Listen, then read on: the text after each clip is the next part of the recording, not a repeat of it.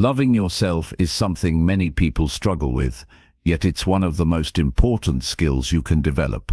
When you truly learn to value and care for yourself, everything in your life changes. Your confidence grows, your challenges become easier to handle, and your happiness becomes less dependent on others. This isn't about being selfish or perfect. It's about recognizing your worth and treating yourself with the kindness and respect you deserve every single day. In this video, you'll discover practical steps and honest advice to help you start this journey right now. You'll learn how to face your fears, quiet your inner critic, set healthy boundaries, and build habits that support your mental and emotional well-being. If you've ever felt stuck or unsure about how to love yourself more, this video will guide you through simple real-life actions that make a big difference. Stick around, because by the end you'll have the tools and motivation to start putting yourself first without guilt or hesitation. Chapter 1. Embrace your true self every single day. Every morning you wake up, you are presented with a choice. You can either show up as someone who tries to be what others expect, or you can choose to live as your true self. This one decision, repeated every single day, shapes how you feel, how you think, how you grow, and how you experience life. Most people never stop to ask themselves who they truly are, because they are too busy trying to be what the world wants them to be. They dress how others expect, speak the way others approve, chase goals that don't belong to them, and measure their worth by someone else's standards. But real peace, real power, and real confidence begin the moment you start living in alignment with your real self. Not your image, not your reputation, but the quiet, honest truth of who you are when no one is looking. The world does not teach you how to accept yourself. It teaches you how to improve your appearance, how to fix your flaws, how to compare and compete, how to silence your feelings, to maintain control. You're told you must earn love, prove your value, and gain permission to be yourself. But this isn't true. You were born worthy. You don't have to earn love, you need to allow it. You don't have to prove yourself, you need to understand yourself. You don't have to gain permission, you need to give it. Embracing your true self means stepping away from this noise and facing the mirror without filters, lies, or masks. It means honoring the person you are, not the person others want you to be. This is not about being selfish, it is about being honest. The more honest you are with yourself, the more whole you become. Many people fear this honesty. They avoid self-reflection because they're afraid of what they might find. They think if they look too closely, they'll uncover something broken, something unworthy. But the truth is, what you find when you look deeply is not weakness, it's strength. You find resilience in your scars. You find wisdom in your mistakes. You find dignity in your struggles. And most importantly, you find a person who has survived, adapted, and kept going. That person deserves love, not judgment. That person deserves support, not shame. Embracing yourself means standing by that person even on the hard days. So how do you do it? You start small. You don't wait for a perfect moment. You don't wait until you've improved everything. You begin with awareness. You pause in the middle of your routine and ask yourself one simple question. Am I being real right now? It's a quiet question, but it reveals everything. Are you speaking your truth or saying what's safe? Are you making decisions based on what you want or what will impress others? Are you ignoring your emotions just to seem strong? Every answer you give brings you closer to who you really are. That's where the journey begins. You cannot love yourself if you are always abandoning yourself. You abandon yourself when you stay silent to avoid conflict. You abandon yourself when you say yes to things you don't want. You abandon yourself when you pretend to agree just to fit in, and every time you do it, you feel smaller, weaker, more disconnected. The cost of pleasing others is often losing your connection to yourself, and that's too high a price. If you want real freedom, you must stop negotiating your identity for comfort. You must start standing with yourself, even when it's uncomfortable. This doesn't mean you stop caring about people. It means you stop betraying yourself to be accepted. There's a difference between connection and dependence. When you love yourself, you can connect without losing yourself. You can care without sacrificing your truth. You can listen without shrinking, and the more you live this way, the stronger your self-respect becomes. Self-love is not a moment of inspiration. It's a daily act of commitment. It's not a feeling that shows up when life is easy. It's a practice you build when things are hard. When you embrace your true self, you stop running from your emotions. You stop labeling your feelings as weak or wrong. You learn to sit with your sadness without shaming it. You learn to hold space for your anger without losing control. You learn to feel your fear without letting it define you. This is emotional maturity. This is inner strength. Being true to yourself means being honest about how you feel and allowing yourself to experience it without judgment. That's how healing happens. That's how you start trusting yourself again. You also stop comparing yourself to others. Comparison is the enemy of authenticity. When you measure your worth by someone else's path, you forget your own. You start doubting your progress, questioning your choices, and losing sight of what matters to you. But your life is not a competition. It's a journey, and no one else is walking the exact same road. You don't need to be ahead of anyone. You just need to be real with yourself. That's the only standard that matters. Every time you compare, you reject your own experience. But every time you return to your truth, you reclaim your power, and you begin to let go of shame. Shame tells you that you are not enough, that something is wrong with you, that if people really knew you, they would walk away. But shame is a liar. The more you embrace your full self, the light and the shadow, the more shame loses its grip. You realize that being flawed doesn't make you unworthy. It makes you human. You don't have to hide your story. You don't have to pretend to be perfect. The more open you are with yourself, the more peace you create inside. And when you're at peace, you stop needing approval from others. People often think self-love is about affirmations and feel-good routines. But true self-love is deeper than that. It's in the hard choices. The moment you say no, even when it makes you uncomfortable. The moment you stop chasing someone who doesn't value you. The moment you walk away from situations that drain you. These are the moments that build real confidence. Not fake confidence that relies on praise, but quiet, steady confidence that comes from living in truth. That kind of confidence can't be taken from you. You also start taking care of yourself without guilt. Not just physically, but mentally, emotionally, spiritually. You learn what energizes you and what drains you. You learn what environments help you grow and which ones hold you back. You stop apologizing for resting. You stop feeling bad for taking space. You stop explaining why you need time alone, because you understand that your needs are valid. Your well-being matters, and when you honor yourself consistently, you start to feel whole again. The more you show up for yourself, the more you become someone you can rely on, and that changes everything. You stop needing people to save you. You stop waiting for someone else to fix your life. You take responsibility for your path. You trust your choices. You respect your voice. And slowly, you become your own source of strength. That's how true love grows, not from perfection, but from consistency. You don't have to do everything at once.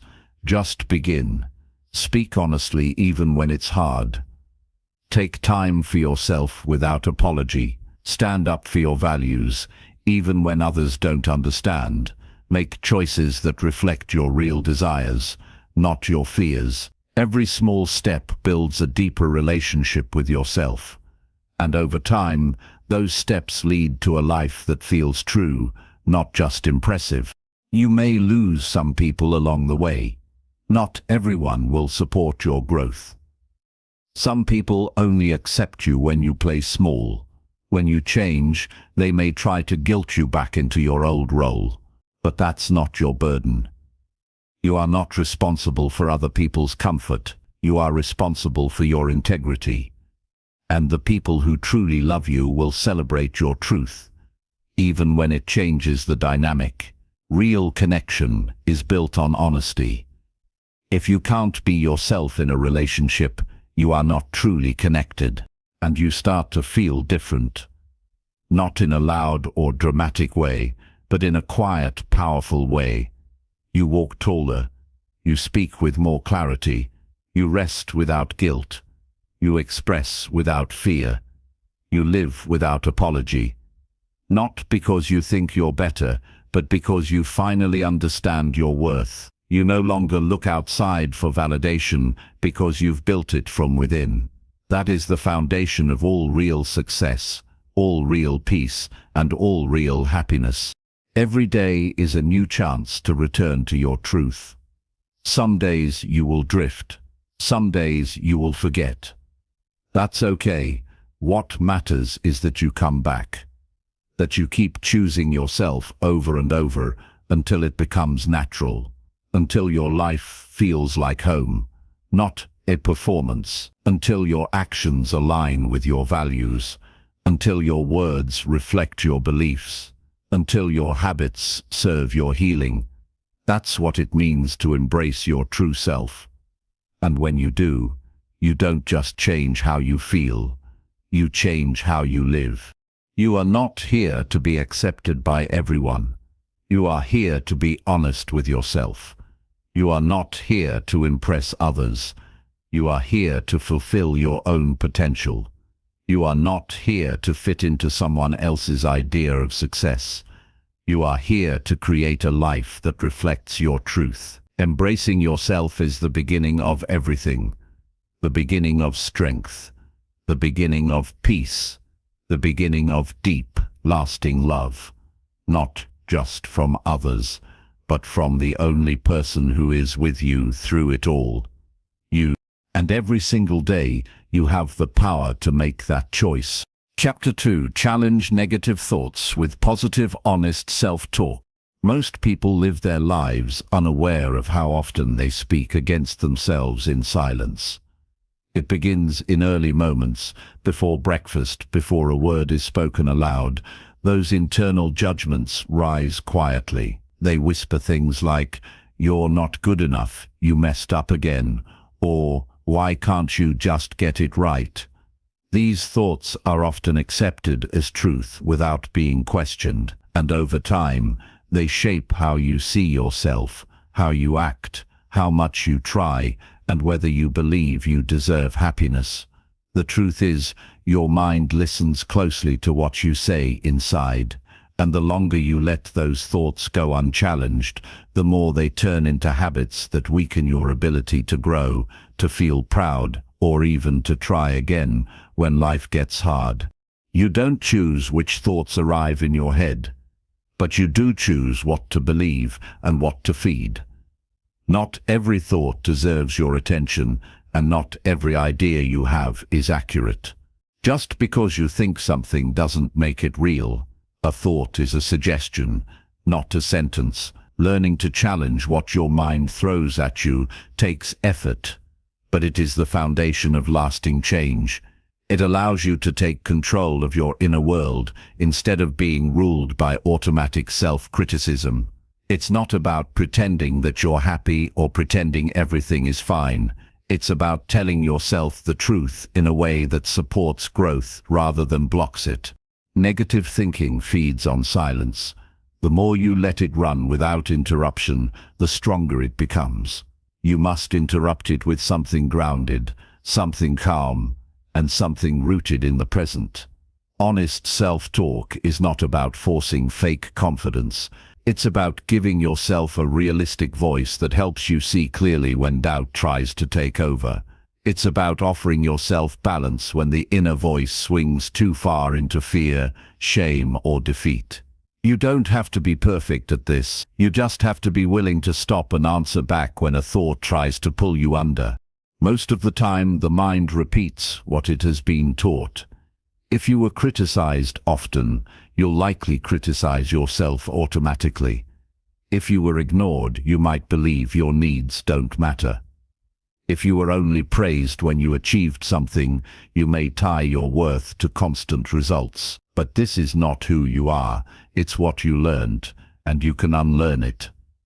You can build a new way of thinking. You can reframe how you speak to yourself and make your inner world a safer place to be. It won't happen overnight, but it will happen with intention, repetition, and patience. When a thought arises that tells you you're failing or falling behind, stop and examine it. Where is the evidence? Would you say those words to someone else in the same situation? Are you looking at the full picture or just focusing on one flaw? Most negative thoughts are not based on logic. They are emotional reactions disguised as facts. To challenge them, you need to speak back with clarity. You can say, "This moment is hard, but it doesn't define me." You can say, "I'm learning, and that means I'm growing." You can say, "I made a mistake, but I'm still moving forward." These phrases are not just comforting, they're stabilizing. They give you a pause, a place to stand when your emotions are trying to knock you down. If your thoughts often spiral into harsh territory, practice observing them without immediately reacting. Notice the pattern. Catch when your mind exaggerates, rushes to worst-case scenarios, or attaches your worth to a single outcome. That awareness is the beginning of freedom. Once you notice the pattern, you can choose to pause, breathe, and bring in something new. You can introduce a different voice, one that speaks to your potential, your effort, and your truth. You are not helpless against your thoughts. You are capable of guiding them with discipline and care. The strength of self-talk comes from consistency, not perfection. You won't always catch every negative thought, and you won't always respond in the best way. That's okay. The goal isn't to be flawless. It's to build a habit of returning to what's helpful. When your inner voice becomes more balanced, your outer behavior becomes more stable. You take more risks. You recover more quickly from setbacks. You stop punishing yourself for being human. You begin to treat yourself as someone who matters, not just when you succeed, but in every moment you try. One of the most powerful shifts happens when you stop expecting your thoughts to match your mood. On days when you feel down, your thoughts may naturally follow that energy, but that doesn't mean you have to believe everything they say. Your thoughts can reflect your mood, or they can shape your mood. You decide which direction to take, and the more you practice guiding your thoughts, the more control you gain over how you feel, how you respond, and how you move forward through difficulty. Challenging negative thoughts does not mean ignoring your problems. It means facing them with honesty instead of self-blame. If you failed, you admit it without turning it into a personal attack. If you're struggling, you describe it without calling yourself weak. This honesty builds trust with yourself. It lets you be real without being cruel. It teaches your mind that it's safe to feel, to fail, to start over, and that safety becomes the ground where confidence grows. There will be moments when your old thoughts return louder than ever. In those moments, it's easy to fall back into old reactions, but those moments are also opportunities. Each time you notice the pattern and respond differently, you break its power a little more. You remind your mind that it no longer gets to control you without being questioned. You reinforce a new path, one built not on automatic fear, but on conscious choice. Some days all you need to say is I'm doing my best, and that's enough for today. Other days you'll need to be firm and say that thought is not helping, I'm not feeding it anymore. Then some days you'll need to be gentle and say I'm hurting and I'm allowed to take care of myself. This is how you build a relationship with your mind, not by forcing it into silence, but by guiding it towards something more truthful and steady. You don't need to become someone else to speak kindly to yourself. You just need to stop making yourself the enemy. You don't have to pretend that you're fearless or perfect. You just need to stop treating your struggles as proof that you're broken. You are not broken.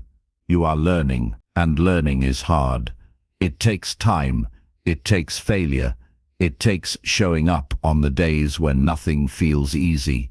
And on those days, your self-talk becomes your anchor. It keeps you grounded.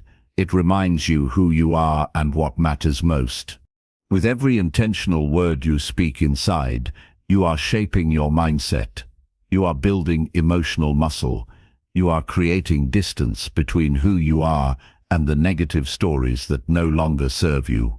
This work is not always exciting, but it is powerful. It changes the way you think, which changes the way you live. Every small step matters. Every time you catch a thought and choose a better one, you're doing something extraordinary. You're choosing clarity over confusion, truth over fear, and self-respect over self-attack. This is not a one-time fix. It's a daily process, but it's worth it, because your relationship with yourself is the foundation of everything else. And when that relationship becomes stronger, more honest, and more supportive, your entire life begins to reflect it. Chapter 3. Build resilience by facing fears, step by step. Fear is not the problem. Avoiding fear is the problem. Every time you avoid what scares you, you give it more control. You shrink your confidence, you limit your options, and you slow your growth. Fear does not leave on its own. It waits, it watches, and it grows when ignored. The only way to weaken fear is to face it, and the only way to face it without being overwhelmed is to do it gradually, step by step, moment by moment, challenge by challenge. Resilience is built through these steps, not through grand acts of bravery, but through steady, intentional movement toward discomfort. There is no secret formula to becoming fearless. You don't need to erase fear to live fully. You need to learn how to keep moving, even when fear is present. Resilience is not a trait you are born with. It's a skill you build when you stop backing down from the things that make you nervous, insecure, uncertain, or vulnerable. And this doesn't happen all at once. It happens when you start choosing action over hesitation in small areas of your life where fear has been quietly in control. Think about the situations you tend to avoid. It could be difficult conversations, unfamiliar environments, personal goals you've postponed for years, or decisions you delay because you feel unprepared. Every time you avoid them, you reinforce the idea that you are not capable. But when you take even a single step forward, something changes. You begin proving to yourself that you can act before you feel ready. That single act becomes a new message to your brain. It says, I can do hard things.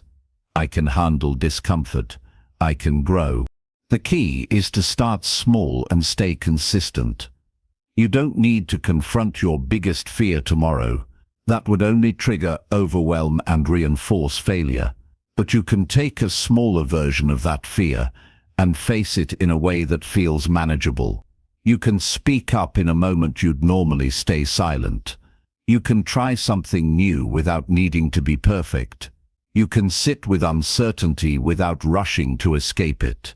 These are the actions that build emotional muscle. You take a small step, then another, and another, until what once felt impossible becomes familiar.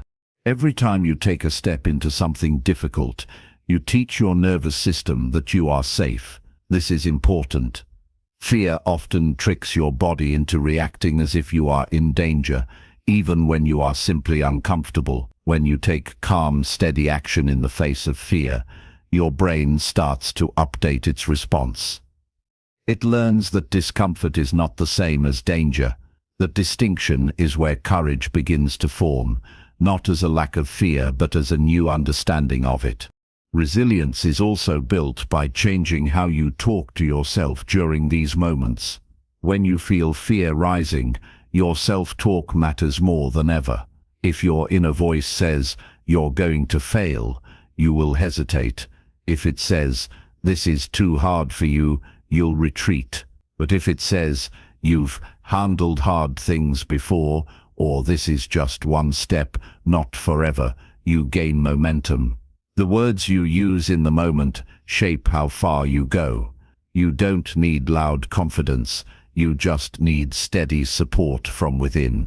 Fear often attaches itself to a story about what might go wrong, what others might think, or what you might lose.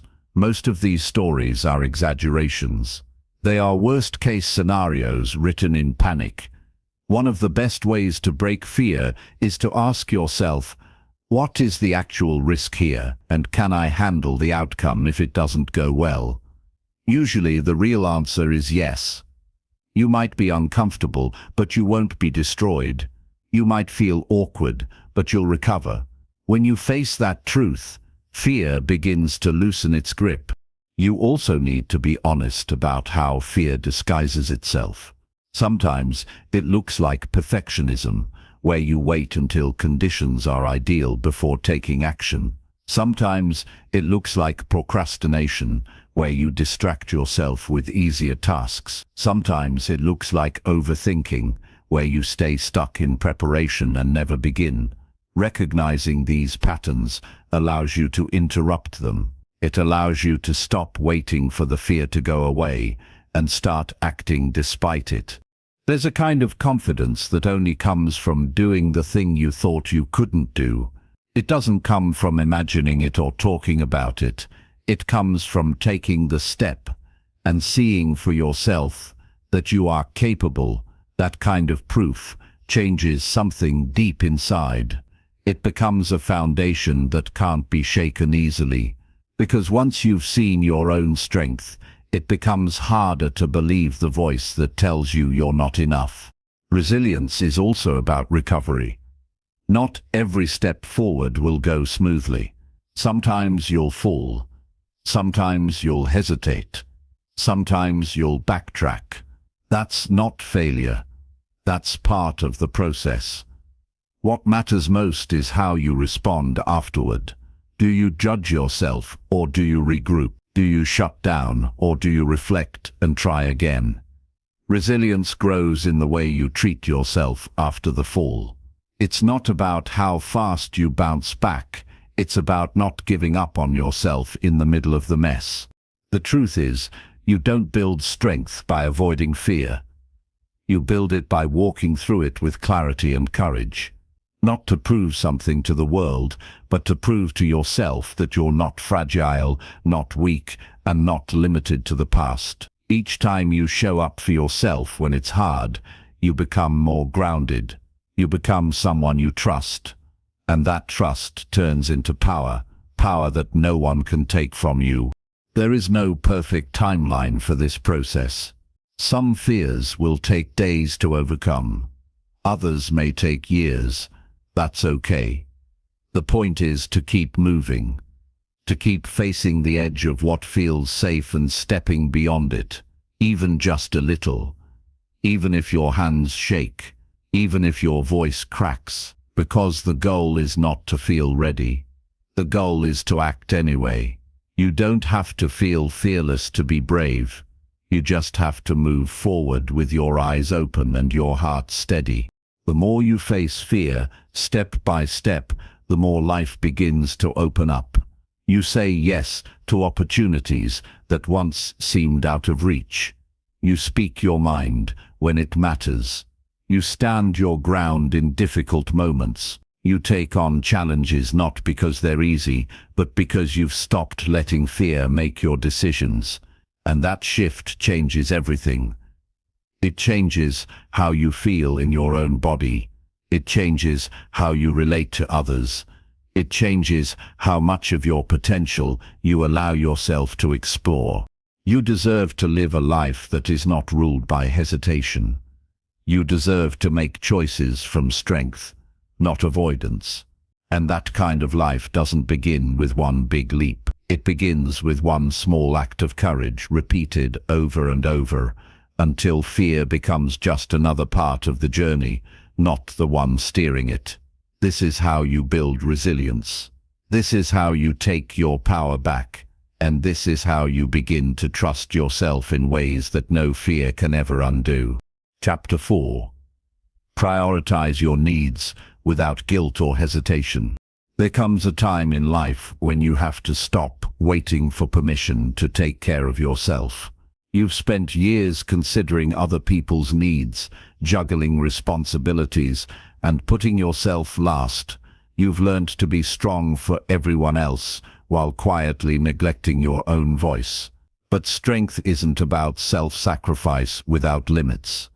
True strength is knowing when to step back and say, I matter too. And the truth is, your needs are not a burden, an inconvenience, or a sign of weakness. They are valid. They are human, and they deserve to be met without guilt or hesitation. You don't need to apologize for needing time alone. You don't have to explain why you want to rest instead of overextend yourself. You don't owe anyone justification for choosing peace over chaos or boundaries over burnout. Yet somehow, many people carry the belief that prioritizing their well-being is selfish. That belief didn't come from nowhere. It was likely shaped by years of being rewarded for putting others first, and criticized when you finally said no. But the cost of constantly neglecting yourself is heavy. It leads to exhaustion, bitterness, and a quiet loss of joy. That's not noble. It's harmful. If you've been taught that your value is tied to how useful you are to others, it can feel uncomfortable to start meeting your own needs. But discomfort is not a reason to stop. It's a sign that you're doing something different, something necessary. Prioritizing yourself doesn't mean you love others any less. It means you are learning how to include yourself in the care you so freely give. It means you're done believing that your well-being only matters when there's nothing else to do. You deserve to have space to breathe without rushing to fix everything around you. You deserve to take breaks without feeling lazy. You deserve to say no without defending your decision. These are not luxuries. They are essentials for a balanced and meaningful life, and no one else is going to protect those essentials for you. That responsibility is yours, and it's time to take it seriously. Start by being honest with yourself about what you actually need, not what you think you should need, not what others expect you to need, but what genuinely nourishes you.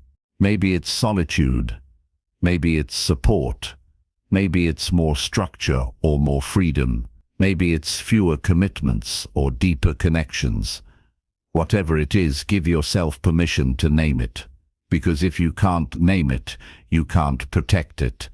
And if you don't protect it, no one else will. This isn't about becoming rigid or self-centered. It's about becoming clear. When you know what you need and act on it, you show up in your life with more presence and less resentment. You stop running on empty. You stop saying yes when you mean no. You stop quietly tolerating things that drain you just to keep the peace. And in doing so, you create a life that's more honest, more fulfilling, and more sustainable. It's not your job to make everyone comfortable at the expense of your own peace. You are not responsible for managing everyone else's reactions to your choices. You are only responsible for making sure those choices are true to what matters most to you. Sometimes people won't understand. Sometimes they'll push back. That's okay. Let them feel what they feel while you stay rooted in your truth.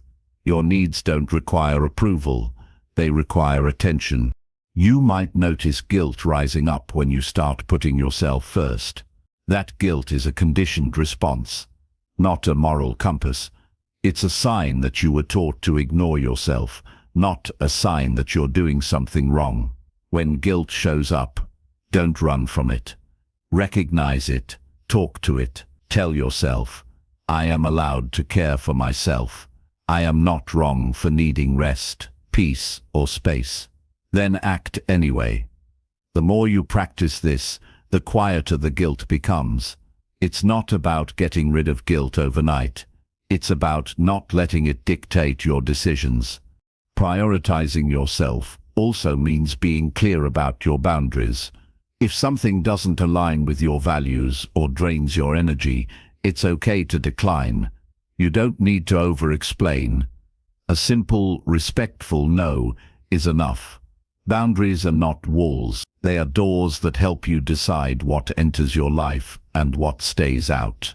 They protect your time, your energy, your focus, and you are allowed to have them, even if others don't like them. Sometimes prioritizing your needs will require disappointing people. That's hard, especially if you're used to being the dependable one, the helper, the person who always comes through. But you are not a machine. You are not an endless resource. And anyone who truly values you will understand when you need to take care of yourself. Those who don't understand are showing you that their comfort matters more to them than your well-being. And that's useful information to have. You're also allowed to want more. More ease, more support, more fulfillment. You don't have to settle for just surviving. You don't have to accept exhaustion as a way of life. You can choose to create a life that feels good to wake up to, a life where you are not constantly running, constantly fixing, constantly proving, a life that includes you at the center, not just on the edges. Taking care of yourself is not something you earn. It's something you are always worthy of, simply because you exist. You don't have to reach a certain level of success or wait for the right moment. You can start today by asking yourself, what do I need right now? And giving yourself permission to honor that. Even in small ways, especially in small ways, because those small acts of care add up. They build trust with yourself. They remind you that you are not an afterthought. As you begin to prioritize yourself, you may find that some things start to fall away. Commitments that no longer serve you. Relationships that take more than they give. Patterns that kept you stuck. Let them fall. You're not losing anything important. You're clearing space for what truly matters. And what matters most is that you are no longer abandoning yourself to be accepted by others. You don't need to hustle for your worth. You don't need to exhaust yourself to be seen. You are allowed to be a full human being with needs, limits, desires, and dreams. You are allowed to ask for help. You are allowed to rest without earning it. And you are allowed to live a life that feels good, not just one that looks good on the outside. You have spent enough time waiting to be chosen.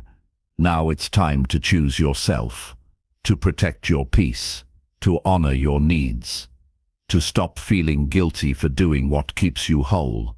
This is not selfish. This is wise. This is necessary. And this is the beginning of a life where you don't just survive, you finally get to thrive. Chapter 5. Develop daily habits that nurture your mental health. Feeling better mentally isn't about chasing big, overwhelming changes. It's about showing up for yourself in the small moments, over and over again. There's a quiet kind of power in doing something kind for your mind every day. You might not see the shift immediately, but over time, these daily habits begin to shape how you think, how you feel, and how you respond to the world around you. You start to feel more grounded, more balanced, and more in control. Not because life is suddenly perfect, but because you've taken steps to care for the part of you that carries everything: your mind. Your mental health doesn't need grand gestures. It needs steady attention. It needs you to be honest about what supports you and what drains you. When you wake up in the morning, your first thoughts often set the tone for your day. So instead of diving straight into stress or comparison or distraction, give yourself a moment of quiet. Breathe deeply. Stretch slowly. Drink some water. Remind yourself, I'm allowed to start slow. I don't have to rush to be worthy. These are simple actions, but they signal something important. You matter, even in the stillness.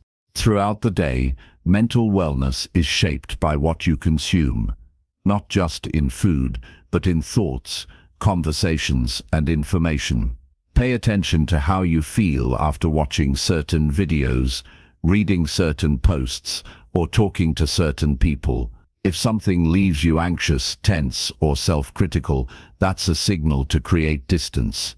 You don't have to fill your mind with noise. You are allowed to be selective. You are allowed to protect your peace. Instead, seek out things that calm you, inform you, inspire you. Follow voices that speak to your growth, not your insecurity. Movement also plays a role, not because of how it changes your body, but because of how it shifts your state of mind. You don't need to do intense workouts unless you want to. A walk around your block, some light stretching, or even dancing alone in your room can reconnect you to your body and lift your mood. Movement releases tension that often lingers after stress, and it gives you a way to express yourself without words. It reminds you that you are alive, present, and capable of movement even through difficult emotions. What you say to yourself each day also matters more than you think. Most people walk around with a harsh inner voice, one that criticizes, doubts, and shames. You might think you're being realistic, but often you're being unnecessarily cruel. Begin to notice that voice. Notice how often it speaks, then challenge it. Not with fake positivity, but with balanced truth. If your mind says, you're failing, you can respond with, I'm doing the best I can, and that counts. If it says, you're not good enough, you can say, I may struggle sometimes, but I still have value. The goal is not to erase every negative thought, but to stop believing them without question. Build small check-ins into your day, even if it's just 2 minutes. Ask yourself, how am I feeling right now? Don't try to fix or change the feeling immediately. Just acknowledge it.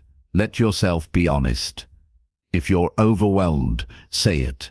If you're sad, name it. Emotions lose their grip when we stop pretending they don't exist. They become manageable when they're seen. And you are the one who must see them first, before expecting anyone else to understand. Taking time for silence, even in short bursts, is another habit that helps create mental space. You don't need a meditation cushion or a perfect setting. You just need a few minutes without distractions, where you can pause and return to your breath. In those moments, you remind yourself that not everything needs an immediate reaction. Not every thought is urgent. Not every feeling has to lead to action. In silence, you learn to listen, not just to the world, but to yourself. Sleep is also a foundational part of mental wellness that often gets ignored or sacrificed. Create a wind-down routine that tells your body and mind it's safe to rest. Turn off devices, dim the lights, do something that relaxes you. Read, take a warm shower, listen to calming music. Sleep is not wasted time. It is necessary repair, and your brain cannot function clearly if it is always deprived of rest. Respecting your need for sleep is one of the most underrated acts of self-respect. Another supportive habit is journaling, not for the sake of producing anything perfect, but to get your thoughts out of your head and onto paper. When you write regularly, you begin to notice patterns. You begin to see what keeps coming up. You start to hear your own voice more clearly. And that awareness gives you the power to respond to life more intentionally instead of reacting on autopilot. You don't have to write for hours. A few honest sentences a day can help you release what's weighing on you. Connecting with others in meaningful ways is also part of nurturing your mind. That doesn't mean forcing yourself to socialize when you're drained. It means making time for people who see you clearly, who support your growth, who accept you as you are. Even a short, real conversation can remind you that you're not alone. Make time for these connections. They are part of your emotional fuel. They don't have to be constant, but they do need to be intentional. Lastly, mental health is strengthened by giving yourself something to look forward to. Each day, no matter how full or difficult, should have at least one small thing that brings you joy. Maybe it's a favorite snack, a song you love, a peaceful walk, or a moment to sit in the sun. These are not meaningless details. They are lifelines. They remind your brain and body that life is not just about survival, it's about small joys that anchor you through stress and uncertainty. You don't have to master all of this at once. You don't have to be perfect. What matters is consistency. What matters is showing up for your mind in ways that build strength over time. It's okay to have days where you forget, days where things feel too heavy, but as long as you return to yourself, you are moving in the right direction. These daily habits are not chores, they are choices, and each time you choose them, you're building something stronger inside you. You're telling yourself, I am worth the effort it takes to feel better. And you are, always. Chapter 6. Set clear boundaries to protect your energy. It's hard to thrive when your energy is constantly being pulled in directions that drain you. When you don't have boundaries, people start to treat your time, your kindness, and your peace as things they can access anytime they want. And it doesn't take long before you begin to feel resentful, tired, or invisible. That's why setting clear boundaries is not selfish. It's necessary. You are not here to exhaust yourself or everyone else. You are here to live in a way that respects your own limits and honors your own needs. Saying no can feel uncomfortable at first, especially if you're used to saying yes just to keep others happy. But you can't keep giving from a place of emptiness. There comes a time when you have to ask yourself, is this helping me grow or is this taking something from me? I can't afford to give right now. That's where boundaries begin. They start with that question. They begin with paying attention to how you feel after interactions, after obligations, after stretching yourself too thin. Your body often tells you the truth before your mind admits it. Tension, headaches, emotional burnout, these are signals, and they deserve your attention. You don't need to explain yourself endlessly when you decide to protect your energy. A simple, I can't do that right now, or that doesn't work for me, is enough. The people who truly care about your well-being won't need you to justify every decision. They'll respect your limits, even if they're disappointed.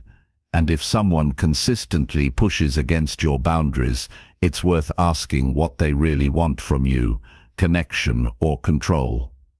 You don't owe anyone constant access to your emotional availability. You are not a bottomless well. You are a human being who deserves space to breathe. Sometimes, boundaries mean stepping back from people you love. That's hard. But love without boundaries turns into self-sacrifice. It's not about cutting people off. It's about creating enough distance to protect your peace. You can love someone and still say, this is what I need to feel safe. You can care deeply and still choose space. It doesn't make you cold. It makes you honest. And in the long run, honesty builds healthier relationships than silent resentment ever could. Boundaries also mean choosing how much of yourself you give to situations that don't feel aligned. Not every conversation deserves your full emotional investment. Not every conflict needs your participation. You get to decide what drains you and what feeds you, and that decision will look different for everyone. Some people need solitude to reset. Others need time away from certain environments. Some need limits around social media or work hours. Whatever your version of protection looks like, it's valid. You are allowed to need different things than the people around you. There's power in pausing before you commit. When someone asks something of you, give yourself permission to say, "Let me get back to you." This gives you space to check in with yourself. Do you have the time? Do you have the energy? Do you even want to say yes? You're not required to agree just because someone asks. Every yes you give should come from a place of intention, not guilt, not fear, not obligation. If saying yes to them means saying no to your own well-being, then it's not a real yes. It's a quiet betrayal of yourself. Boundaries aren't just about saying no to others. They're also about saying yes to yourself. That might look like blocking off time for rest without apologizing for it.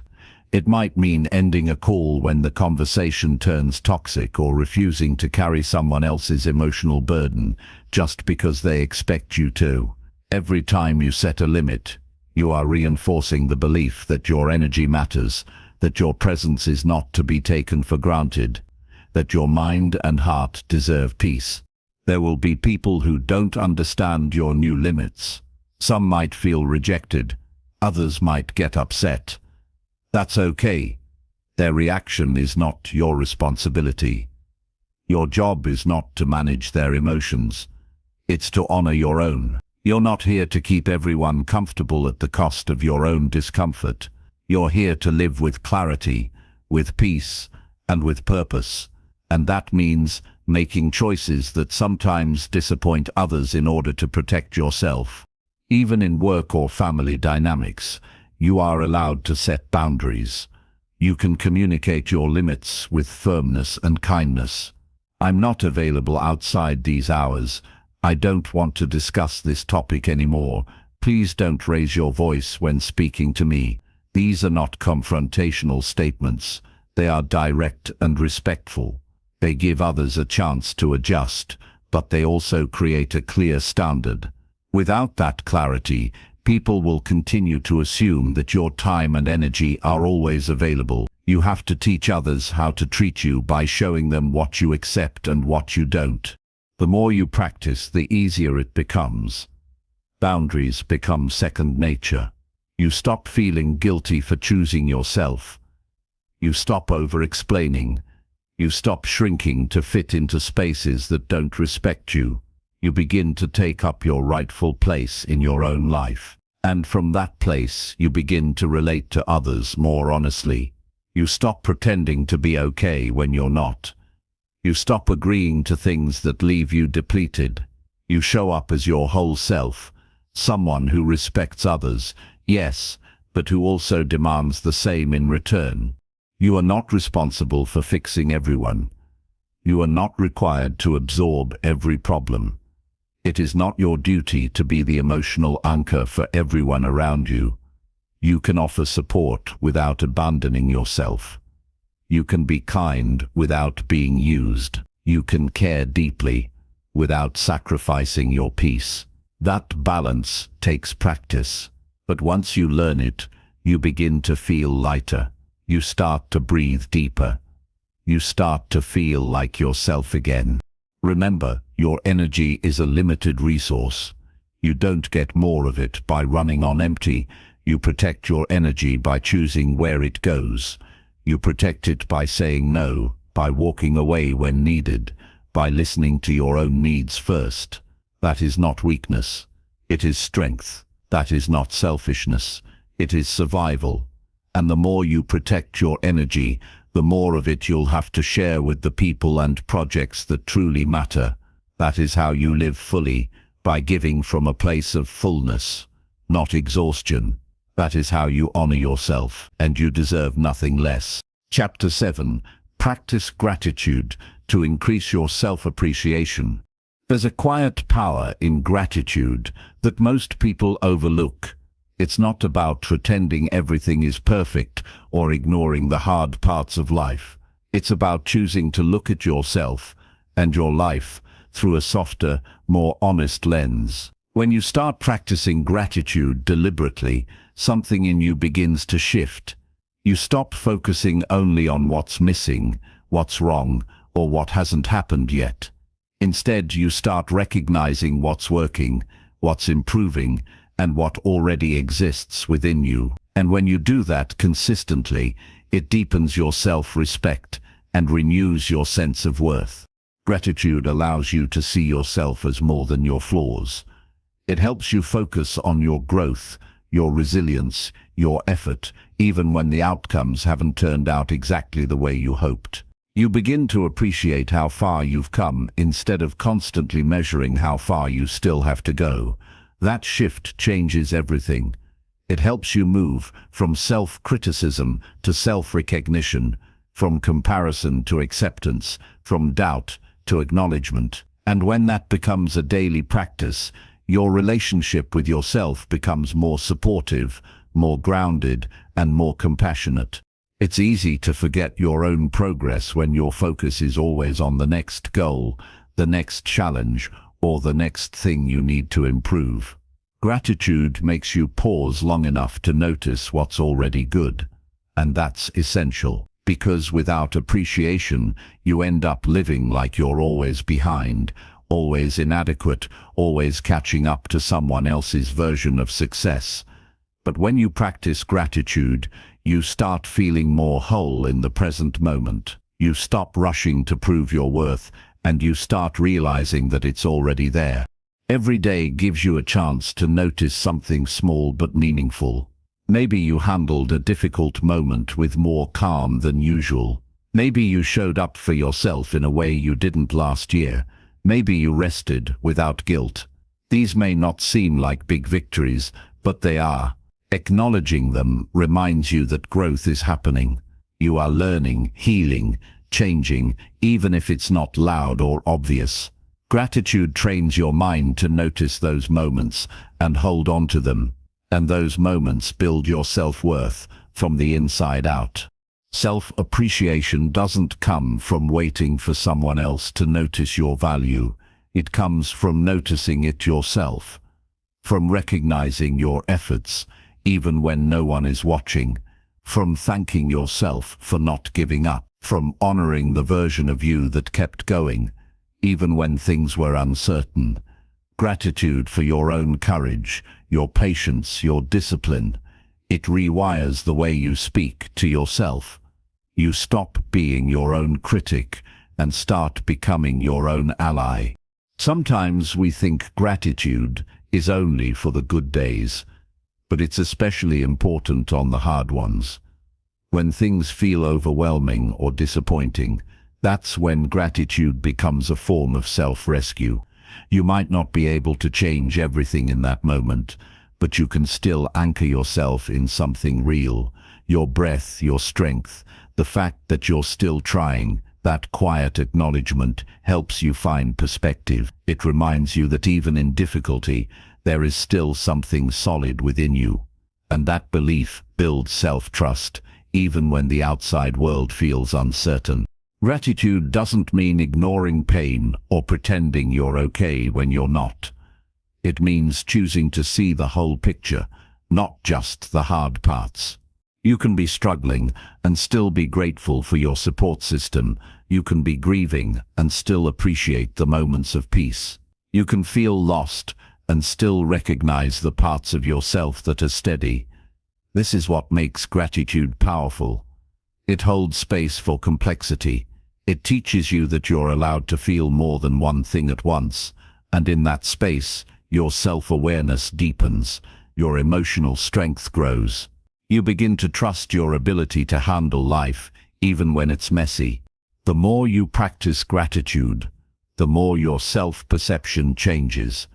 You begin to focus less on what you think you should be and more on who you already are. You notice the good qualities you bring into the world, the ways you support others, the quiet ways you show up even when things are tough.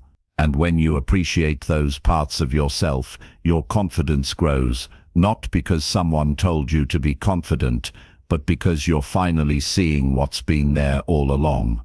Start simple. Begin by thanking yourself for just one thing each day. Maybe it's getting out of bed when it felt hard. Maybe it's sending a message you were afraid to send. Maybe it's showing restraint when you wanted to react. As you build this habit, you'll start to see more. You'll realize you're stronger than you thought. You'll feel more connected to yourself. You'll begin to understand that self-appreciation isn't something you wait for. It's something you practice. Write it down if you need to. Speak it out loud. Reflect on it in quiet moments. What did you do today that deserves acknowledgement? What quality in yourself are you proud of? What challenge have you quietly endured? This isn't about being perfect. It's about being honest. You are allowed to give yourself credit. You are allowed to be proud of your growth. You are allowed to be kind to yourself, not later, but now. You'll find that gratitude also softens your relationship with others. When you start seeing the good in yourself, you're less likely to resent or compete with others. You stop needing external validation to feel worthy. You become more generous because you're no longer operating from lack. You give love without needing it back. You support others without draining yourself. Gratitude makes space for deeper connection, not just with the world, but with yourself. This is not about forcing yourself to be positive all the time. It's about creating a habit of noticing what's working, noticing who you're becoming, noticing that your life, while not perfect, still has moments that deserve your full attention. And in that attention, you'll find clarity, you'll find strength, you'll find appreciation, and that appreciation will turn into self-respect, which turns into self-belief, which eventually becomes self-love. You don't need a big reason to feel grateful. You just need to be willing to notice the truth that's already there. You've made it through things you once thought you wouldn't. You've grown in ways that once felt impossible. You've shown up again and again, even when you didn't feel ready. That's worth acknowledging. That's worth celebrating. And the more you remind yourself of these truths, the more natural it becomes to appreciate who you are. You stop waiting for the world to see your worth, because you already see it yourself, and that is where your strength begins. Chapter 8. Take responsibility for your own happiness now. No one else is coming to save you from unhappiness.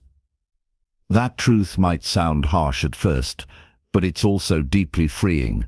The moment you stop waiting for others to fix your life, your past, or your emotions, you begin to reclaim your power. Happiness is not something someone can give you, and it's not something you stumble into by accident. It's something you build with small choices, daily decisions, and a deep commitment to stop abandoning yourself. If you keep tying your happiness to someone else's actions, words, or approval, you'll always feel out of control. And that's a hard way to live, always waiting, always hoping, always being disappointed. You've probably heard people say, do what makes you happy, but they don't talk about the part where you have to get clear on what actually makes you feel fulfilled, grounded, and at peace. That's the work most people avoid. They chase distractions, they blame their circumstances, they point fingers at their past. But nothing really changes until you pause and say, I am responsible for how I feel, and I'm ready to do something about it.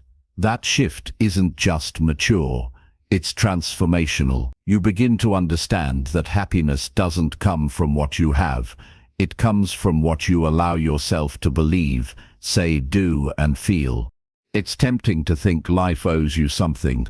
After all you've been through, it would make sense to want life to be easier, to expect better treatment, to wish someone would just see you and love you the way you need. But that waiting keeps you stuck. The truth is, life won't always be fair. People won't always show up how you want them to. But your peace of mind cannot depend on that. When you stop outsourcing your happiness, you get to decide how your story moves forward. You get to choose your priorities. You get to say no to what drains you and yes to what aligns with you. Taking responsibility means asking yourself hard questions. What are you tolerating that's making you bitter? What habits are keeping you stuck? What beliefs are making you feel like you're never enough? Happiness doesn't grow in denial. It grows in clarity, and clarity takes honesty. No more pretending you're okay when you're not. No more hiding behind excuses. No more hoping things will magically change without your participation. This is your life. This is your moment to show up for it. Not perfectly, not all at once, but with intention, courage, and ownership. It also means letting go of the fantasy that someone else will come along and understand you so fully that all your pain will disappear. That kind of connection sounds beautiful, but it places an impossible weight on others. You were never meant to rely on another person to heal wounds they didn't create. It's your job to sit with yourself, understand your needs, soothe your inner conflicts, and offer yourself the acceptance you've been waiting for. When you do that, relationships become healthier. You stop clinging, you stop resenting, you begin relating from a place of fullness rather than lack. Every time you blame someone else for your unhappiness, you give them control over your peace. That's a heavy price to pay. It might feel satisfying in the short term, but over time it drains your energy. Instead of growing, you stay locked in frustration. Taking responsibility doesn't mean taking blame for things that were outside your control. It simply means you're no longer waiting for external conditions to create internal peace. You're learning how to respond to life rather than react to it. You're choosing to build your happiness from the inside out, one conscious step at a time. Sometimes the hardest part is realizing how often you've betrayed yourself to make others comfortable. You stayed quiet when you should have spoken up. You lowered your standards because you didn't want to seem difficult. You put yourself last again and again, hoping that self-sacrifice would earn you love. But happiness doesn't grow in self-abandonment. It grows when you finally say, "I matter too." When you stop asking for permission to take care of yourself. When you stop waiting for someone to validate your right to peace. There's no perfect time to begin. You don't need everything figured out. You just need to decide that you're done making your well-being dependent on what happens around you. That choice alone changes your path. It helps you notice your patterns. It encourages you to set boundaries. It pushes you to do the hard things, like saying no, walking away, starting fresh, or holding yourself accountable. These steps aren't easy, but they are necessary if you want to stop surviving and start living. Happiness is also about what you allow into your life. The conversations you engage in, the content you consume, the thoughts you entertain. If you fill your mind with constant comparison, negativity, and pressure, don't be surprised when peace feels distant. You have to protect your mental space like it matters, because it does. You can't grow joy in a mind that's constantly at war with itself. You have to create space for stillness, for kindness, for truth, and that means learning to talk to yourself with compassion, even on your worst days. There's a difference between comfort and happiness. Comfort can keep you in familiar pain.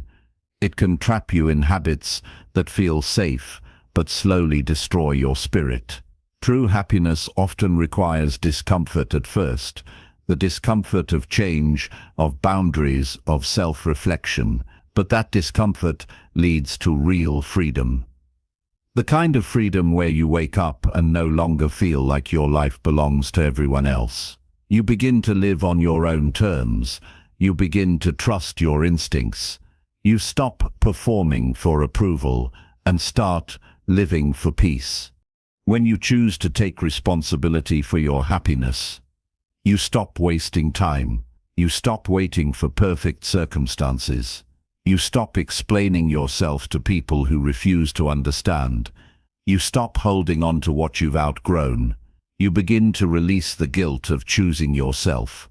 And in that space, you rediscover your strength. Not the strength to push through or pretend, but the strength to be real, to feel, to change, to rise.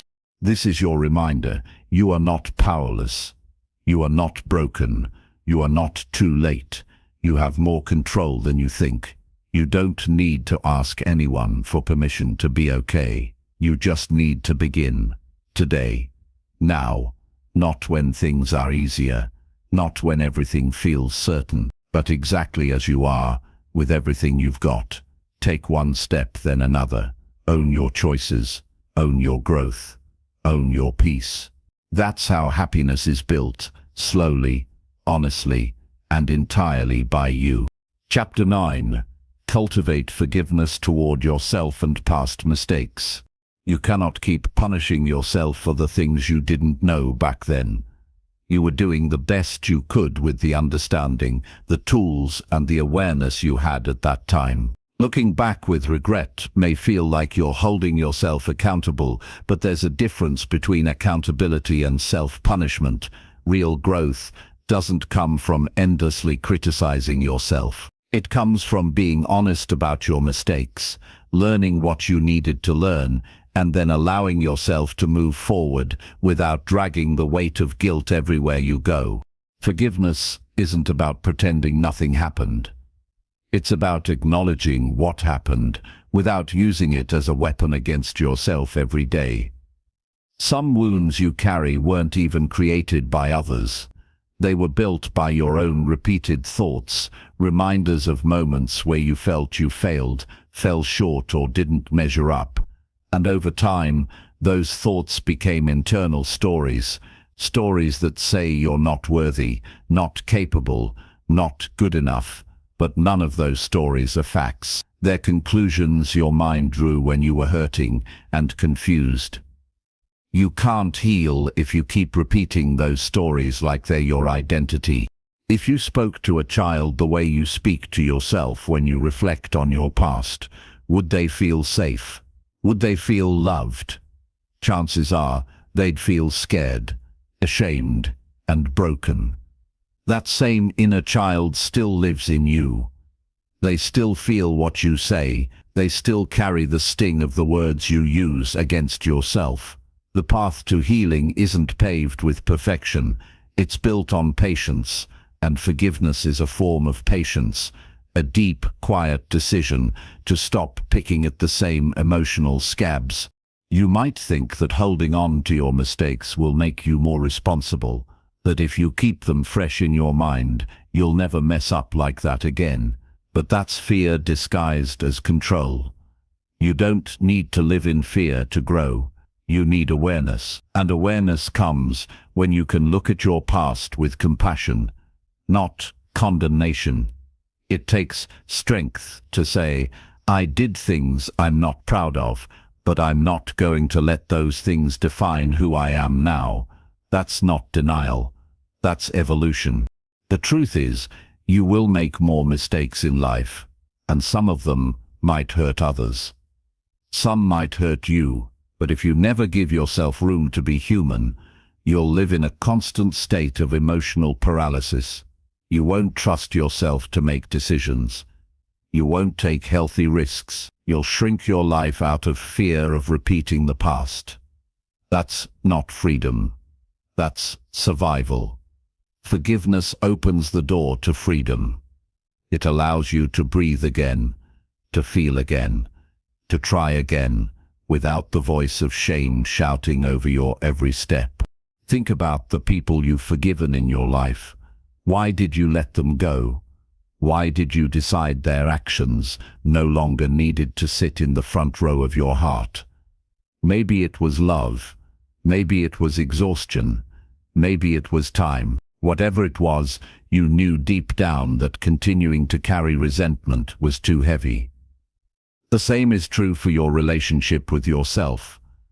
Self-forgiveness doesn't mean excusing everything you've done. It means acknowledging that no amount of suffering will rewrite the past. And if suffering won't change it, why keep suffering? There's a version of you that existed in your past who was hurting, lost, scared, or angry. That version may have made poor decisions, but would punishing them now bring healing? Or would it only create more inner division? You don't need to justify everything you've done. You just need to understand it. Look at who you were, what shaped your choices, and what you've learned since then. Then ask yourself, do I deserve peace now? If your answer is yes, then you have to give yourself permission to let go. Letting go doesn't mean forgetting. You may still carry memories. You may still feel regret. That's normal. But regret is not meant to be a permanent state of mind. It's meant to point you toward better decisions, deeper wisdom, and greater empathy for yourself and others. You become kinder when you stop fighting with your past. You start showing up in a more grounded way. Your energy softens. You become someone you can trust again. You're not the only one who's made mistakes, but you might be the only one who's still paying for them every day in your mind. That inner punishment cycle needs to stop, because it's keeping you from being fully alive. The shame you carry may feel like it protects you, but it also isolates you. It keeps you from connecting deeply with others, from receiving love without suspicion, and from experiencing joy without guilt. Forgiveness lets the sunlight in again. It says, I won't let old pain run my life anymore. Give yourself space to feel all the emotions that come up when you think about your past. Don't rush to numb them or hide from them. Feel them, understand them, and then gently place them down. Say to yourself, I am allowed to grow from this. I am allowed to move forward. Your worth doesn't disappear because of your lowest moments. If anything, your willingness to face those moments and still choose healing speaks to your strength. It means you're no longer interested in staying stuck in shame. If you wait until you're perfect to feel worthy, you'll wait forever. The world doesn't need you to be perfect. It needs you to be real, to be open, to be willing to heal. That starts with forgiving the version of you who didn't know what they know now. That version wasn't your enemy. They were trying. They were learning. They were surviving. And now you get to do more than survive. You get to live fully, knowing that your past doesn't own you. So, talk to yourself with the same gentleness you offer others. Replace I should have known better with I know better now. Replace I ruined everything with I've learned what matters. Replace I'll never forgive myself with I'm open to forgiving myself even if it takes time. Little by little, this shift in language becomes a shift in identity. You stop identifying with pain and start identifying with growth. You are not your worst decisions. You are not the voice of shame in your head. You are not stuck. You are someone who has walked through difficulty and is still choosing to show up, and that alone is worthy of grace. Offer that grace to yourself, not someday but now. Not when you've earned it, but because you already deserve it. Your healing begins the moment you stop asking your past to define your future. And forgiveness is the door that leads you there. Chapter 10. Celebrate small wins to boost your confidence. It is easy to overlook the small steps you take every day because your focus tends to be on big goals or major achievements. However, celebrating small wins is one of the most powerful ways to build lasting confidence and motivation. These small victories are the building blocks of progress. When you acknowledge them, you reinforce your belief that you are capable, resilient, and moving forward. Ignoring them means missing out on important moments of growth and self-affirmation that can keep you energized on your journey. When you celebrate a small win, You are telling yourself that your effort matters, no matter how modest it seems. This shifts your mindset from feeling overwhelmed by what still needs to be done to feeling empowered by what you have already accomplished. Confidence is not something that appears out of nowhere. It develops slowly through repeated successes, no matter the size. Each time you recognize a small win, you strengthen your inner foundation and build momentum. Most people wait for a big achievement to feel proud, but waiting for that moment can leave you feeling stuck or discouraged. If you only celebrate the finish line, you ignore the many steps that made that finish possible. Every step counts, and recognizing them makes the bigger goal feel more achievable. It also helps break down overwhelming tasks into manageable parts, reducing anxiety and increasing focus. By focusing on small wins, you create a clear path forward, one that feels doable and rewarding. Sometimes a small win is simply choosing to start when you felt like giving up. It might be sending that email you've been avoiding, getting out of bed despite feeling tired, or sticking to a habit for one more day. These moments may not seem significant to others, but they are acts of courage and commitment. They show that you are choosing progress over comfort and resilience over surrender. Celebrating these actions reinforces your identity as someone who doesn't quit, someone who keeps trying even when things are difficult. Celebration doesn't have to be extravagant or public. It can be as simple as a quiet moment of recognition, a note you write to yourself, or a small reward you give yourself. The key is to pause and acknowledge your effort fully. This practice trains your brain to notice positive experiences, making you more aware of your strengths and potential. It helps silence the inner critic that often focuses on what's missing or what went wrong. Instead of self-judgment, you create space for self-appreciation. Building a habit of celebrating small wins also helps in setting realistic expectations. Life is rarely a straight line of success. It's filled with ups and downs. Recognizing small victories means you give yourself credit even on the days when progress feels slow. This prevents burnout and keeps your motivation alive.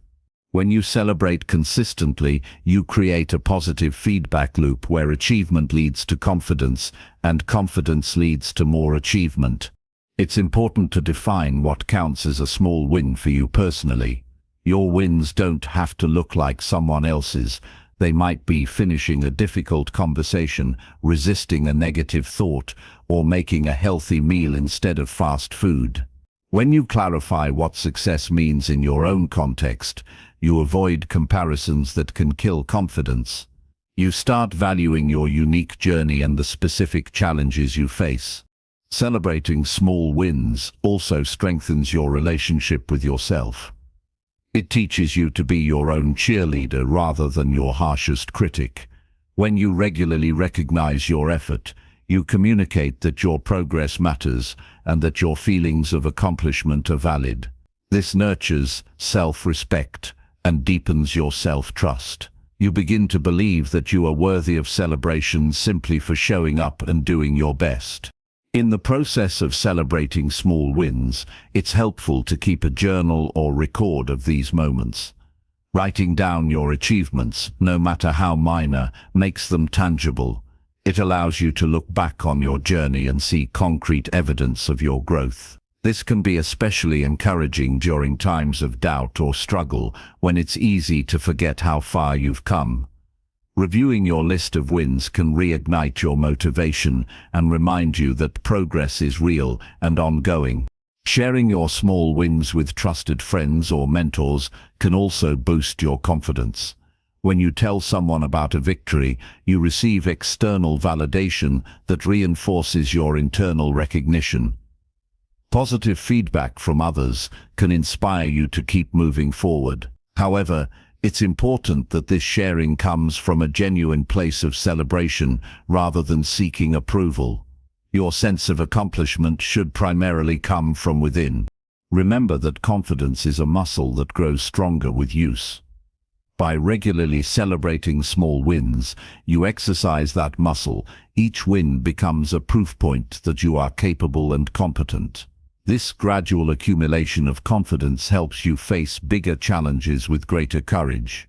You start to believe in your ability to handle difficulties and to keep growing no matter what comes your way. Sometimes small wins are about breaking free from old habits or negative patterns.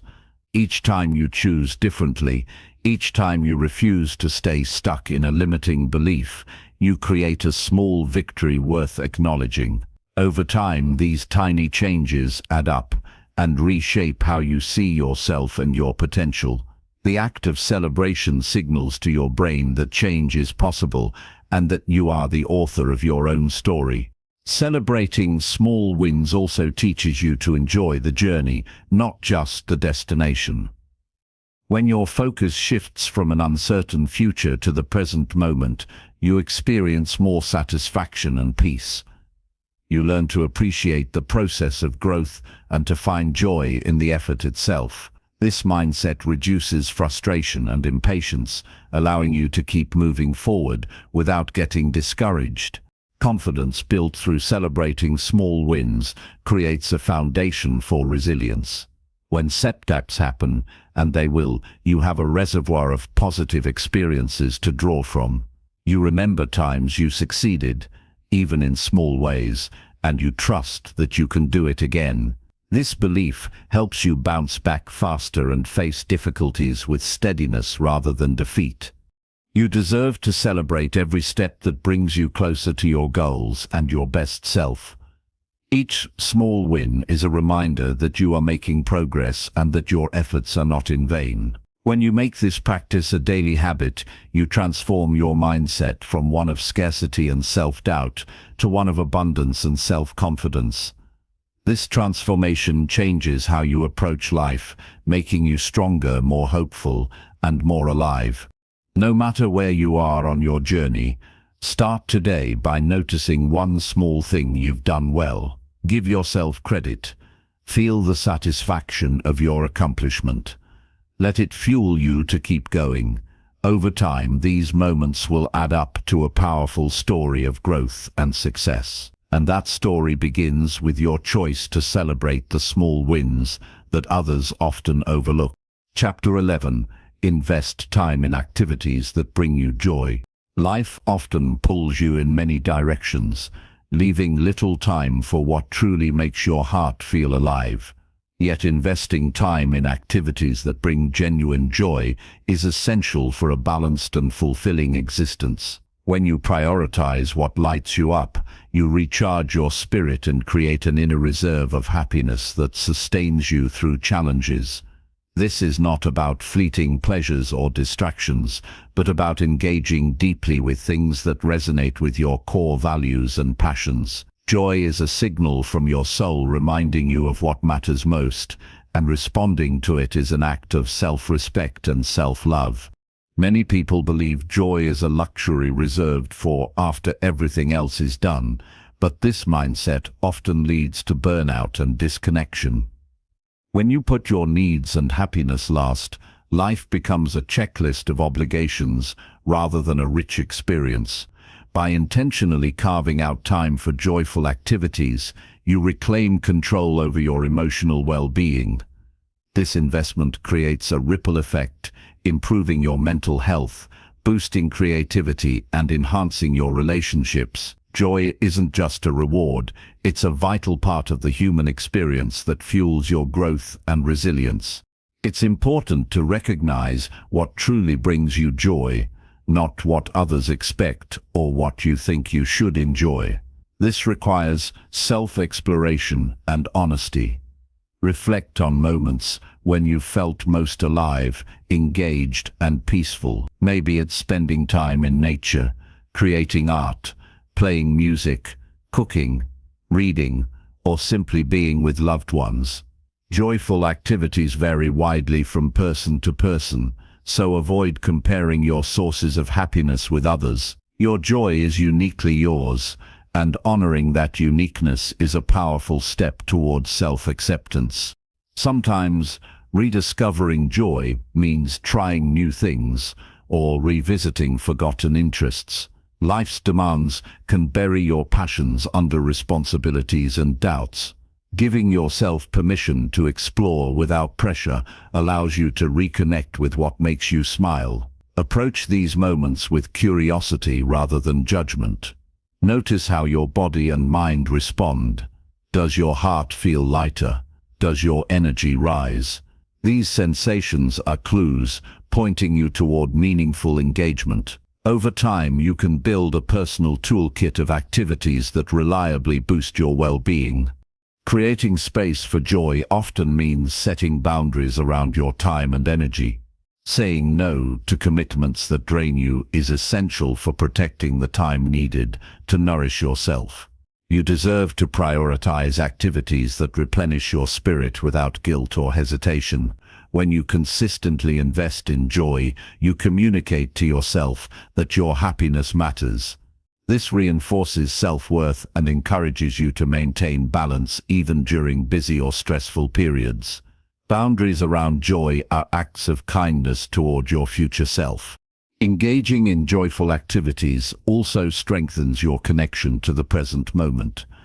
When you immerse yourself in something you love, your mind quiets and worries about past or future fade. This presence cultivates mindfulness, reducing stress and improving emotional regulation. Joy becomes a gateway to experiencing life fully, rather than merely surviving day to day. This deepened awareness enhances your capacity to appreciate simple pleasures and find gratitude in ordinary experiences. Joy is often linked to creativity, and investing time in creative pursuits can unlock new perspectives and problem-solving skills. Creativity invites you to express yourself authentically, releasing bottled-up emotions and fostering personal growth. Whether you write, paint, dance, or invent, these activities provide a safe space for exploration and healing. They remind you that your voice matters and that your unique contributions enrich the world. Nurturing creativity is a profound way to cultivate joy while building resilience. Social connections are another vital source of joy. Spending time with people who support and inspire you nourishes your emotional health. Investing in relationships where you feel safe and valued amplifies happiness and reduces feelings of loneliness. Quality time with friends or family can be a joyful activity in itself. Sharing laughter, stories, and experiences creates lasting memories that uplift your spirit. Remember to balance your social life with moments of solitude to recharge and reflect. Physical activity is also a powerful way to bring joy into your life. Movement releases endorphins and improves mood, energy, and overall health. Find forms of exercise that you enjoy, whether it's walking, swimming, yoga, or dancing. When movement feels like a celebration of what your body can do rather than a punishment, it becomes a joyful ritual. Regular physical activity increases your stamina to face daily challenges and supports mental clarity, making it easier to appreciate other joyful moments. Investing time in joy means being intentional about your daily schedule. Block out regular periods for activities that uplift you. Treat these appointments with the same respect you give to work meetings or obligations. Consistency builds a habit that integrates joy into your lifestyle rather than leaving it as an occasional treat. Over time, this steady nourishment creates a foundation of happiness that sustains you even in difficult times.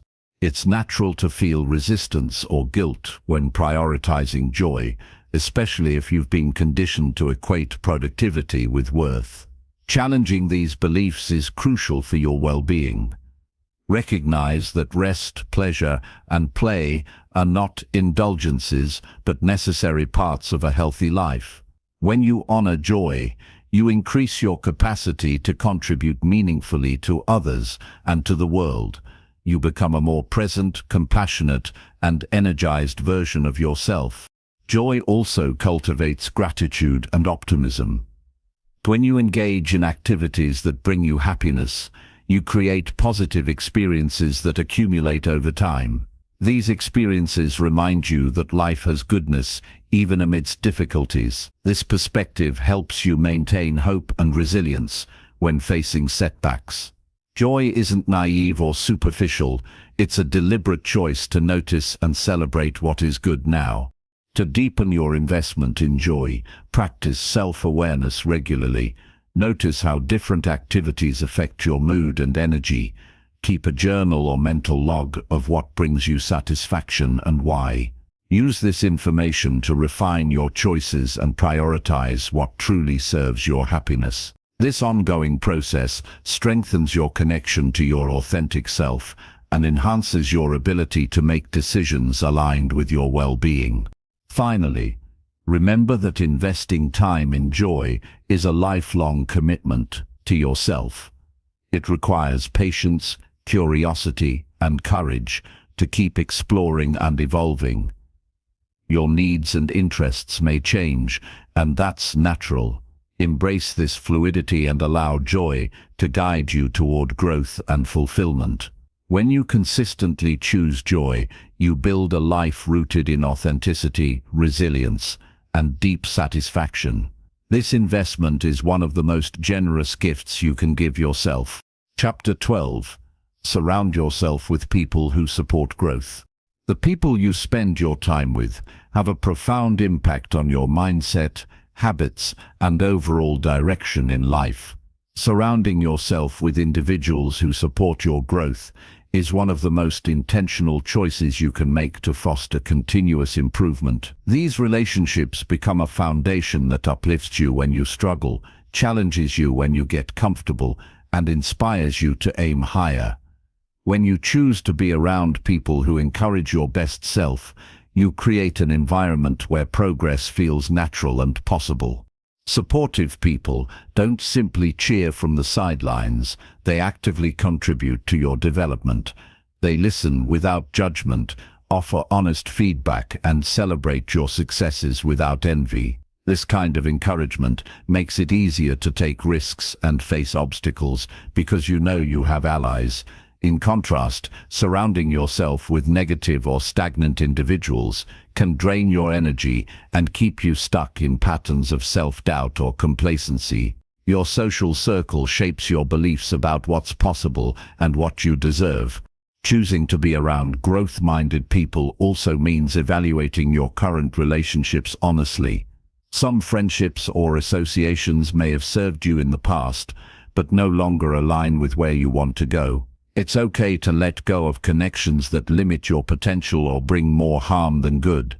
This doesn't mean cutting people off harshly.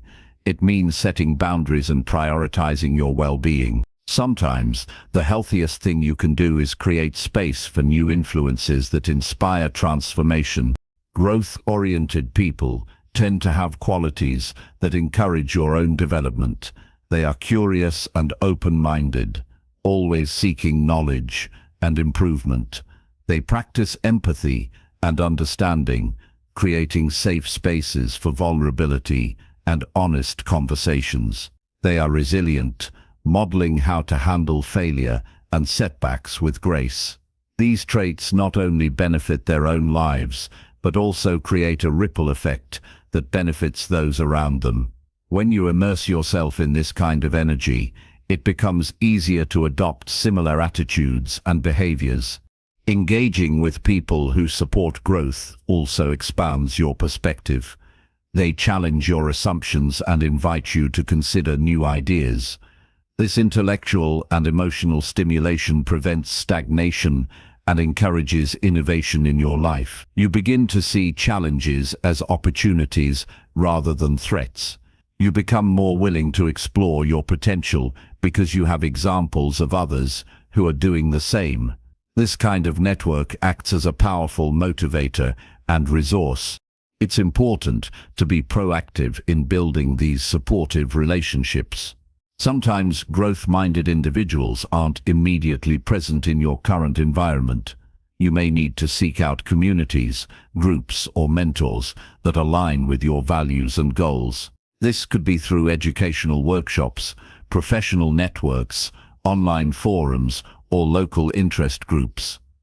Taking the initiative to connect with people who inspire you demonstrates your commitment to your own growth. It signals that you are ready to be part of a community that elevates rather than limits you. Supporting others' growth is also a vital part of this dynamic. Relationships thrive when there is mutual encouragement and generosity. When you celebrate others' progress and offer your support, you strengthen the bonds and create a positive feedback loop. This reciprocity builds trust and deepens connections. It also reinforces your own commitment to growth, because you are actively engaged in a collective journey rather than a solitary one. Pay attention to how your social interactions affect your energy and mindset. After spending time with certain people, notice whether you feel inspired and uplifted or drained and doubtful.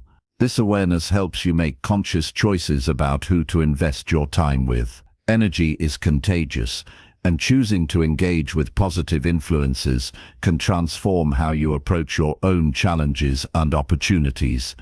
Sometimes growth-supportive relationships require vulnerability. Being open about your struggles, fears, and ambitions invites deeper connection and authenticity. It allows others to offer meaningful support rather than superficial encouragement. While vulnerability can feel risky, it is often the gateway to stronger, more supportive bonds.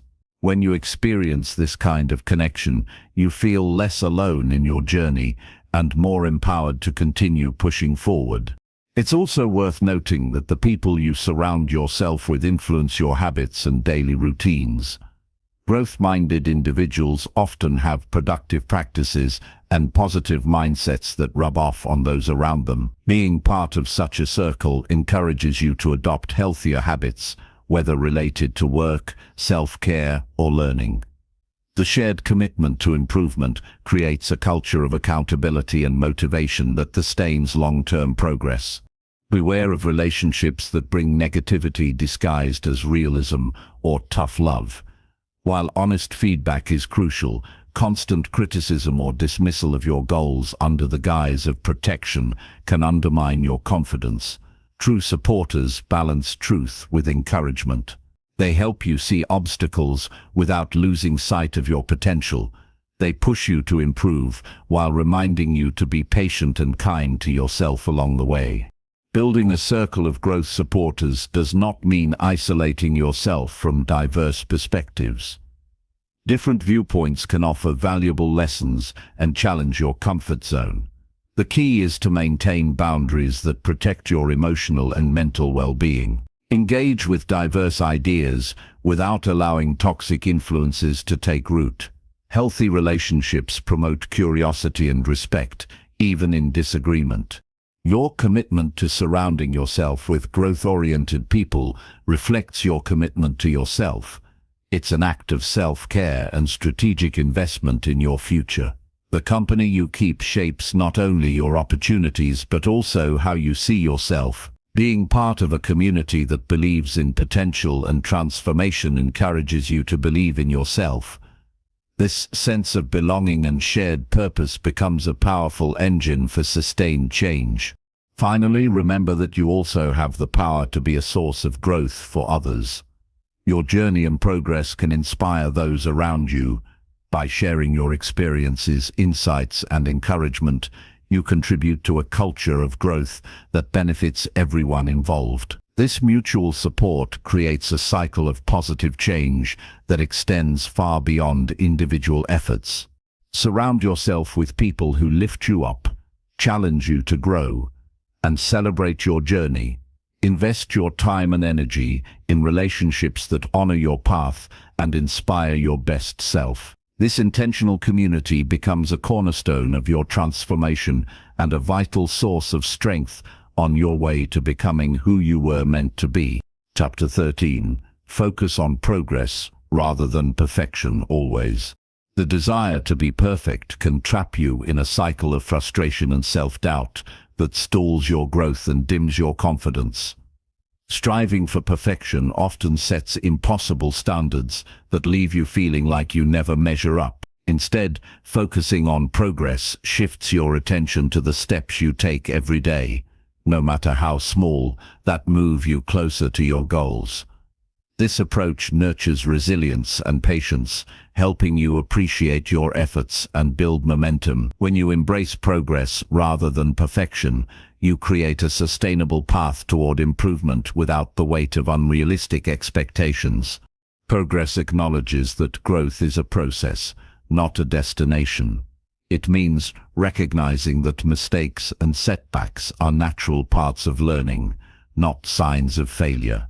This perspective allows you to be kinder to yourself and less afraid to try new things. When you focus on progress, you give yourself permission to be imperfect and to learn along the way.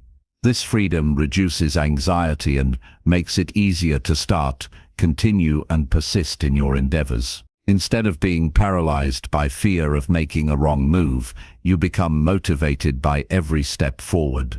Perfectionism often disguises itself as discipline or high standards, but it can quickly become a barrier. It encourages all or nothing thinking, where anything less than flawless feels like defeat. This mindset creates unnecessary pressure and robs you of the joy found in the journey. Progress, on the other hand, celebrates every effort and improvement, creating positive reinforcement that fuels further action. It allows you to break large goals into manageable pieces and feel accomplished regularly, which boosts your confidence and self-efficacy. Focusing on progress helps you maintain realistic expectations.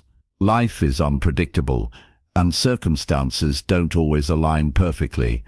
Holding yourself to a rigid standard ignores the reality of setbacks, distractions, and limits. Progress embraces flexibility and adaptability. It invites you to adjust your plans without feeling like you've failed. This mindset encourages perseverance because it values consistency over perfection. When you accept that progress is a series of steps rather than a straight line, you develop patience and long-term commitment. One practical way to focus on progress is by setting small, measurable goals. These mini-goals act as checkpoints that let you see tangible results. Each time you meet one, it confirms that you are moving forward, which strengthens your motivation. Tracking your progress visually, such as with a journal or chart, can make these achievements more concrete. It's easier to stay motivated when you can see how far you've come, instead of only imagining a distant ideal. Celebrate your efforts and improvements regularly. Acknowledging progress builds positive habits and rewires your brain to seek growth.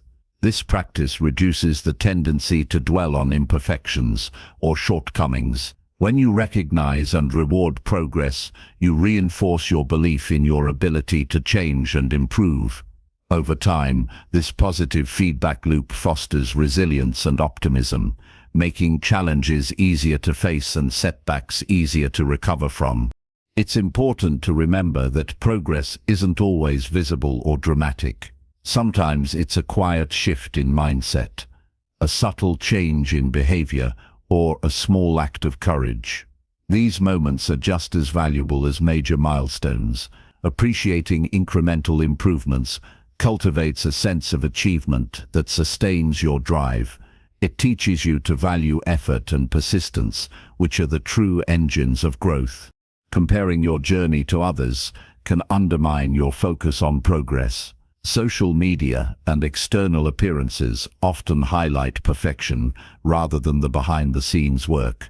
When you compare yourself to an idealized version of someone else, you risk feeling inadequate and discouraged. Instead, measure your progress against your own past self. Reflect on where you were before and recognize the growth you've made. This internal benchmark keeps you grounded and motivated. Another benefit of prioritizing progress is that it fosters learning and experimentation. When perfection is the goal, you may avoid trying new approaches for fear of failure.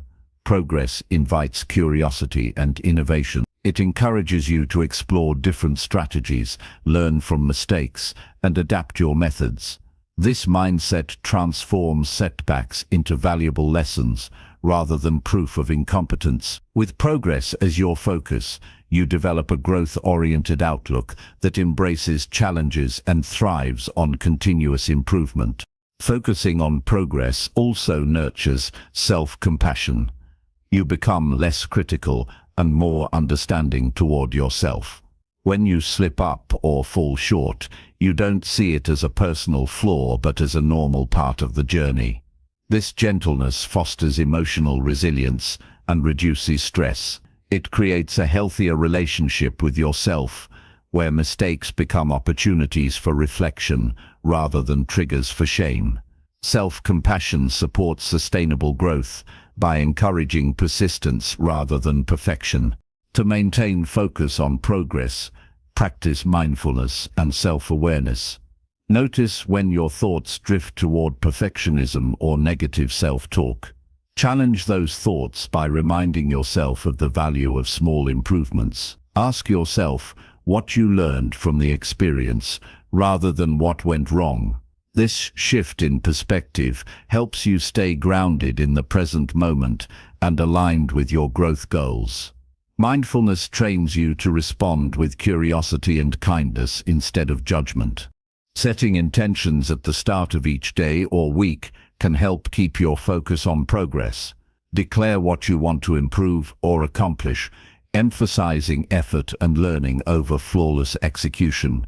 Revisit these intentions regularly to track your progress and adjust as needed. This habit creates a rhythm of reflection and action that supports steady advancement. Intentionality strengthens your commitment to growth and reduces distractions caused by perfectionist tendencies. Surrounding yourself with people who value progress can reinforce this mindset. Seek out relationships and communities that celebrate effort and resilience rather than perfection. These environments provide encouragement, accountability, and inspiration. When others share their own struggles and growth, it normalizes imperfection and motivates you to keep moving forward. Social support is a powerful factor in sustaining a focus on progress.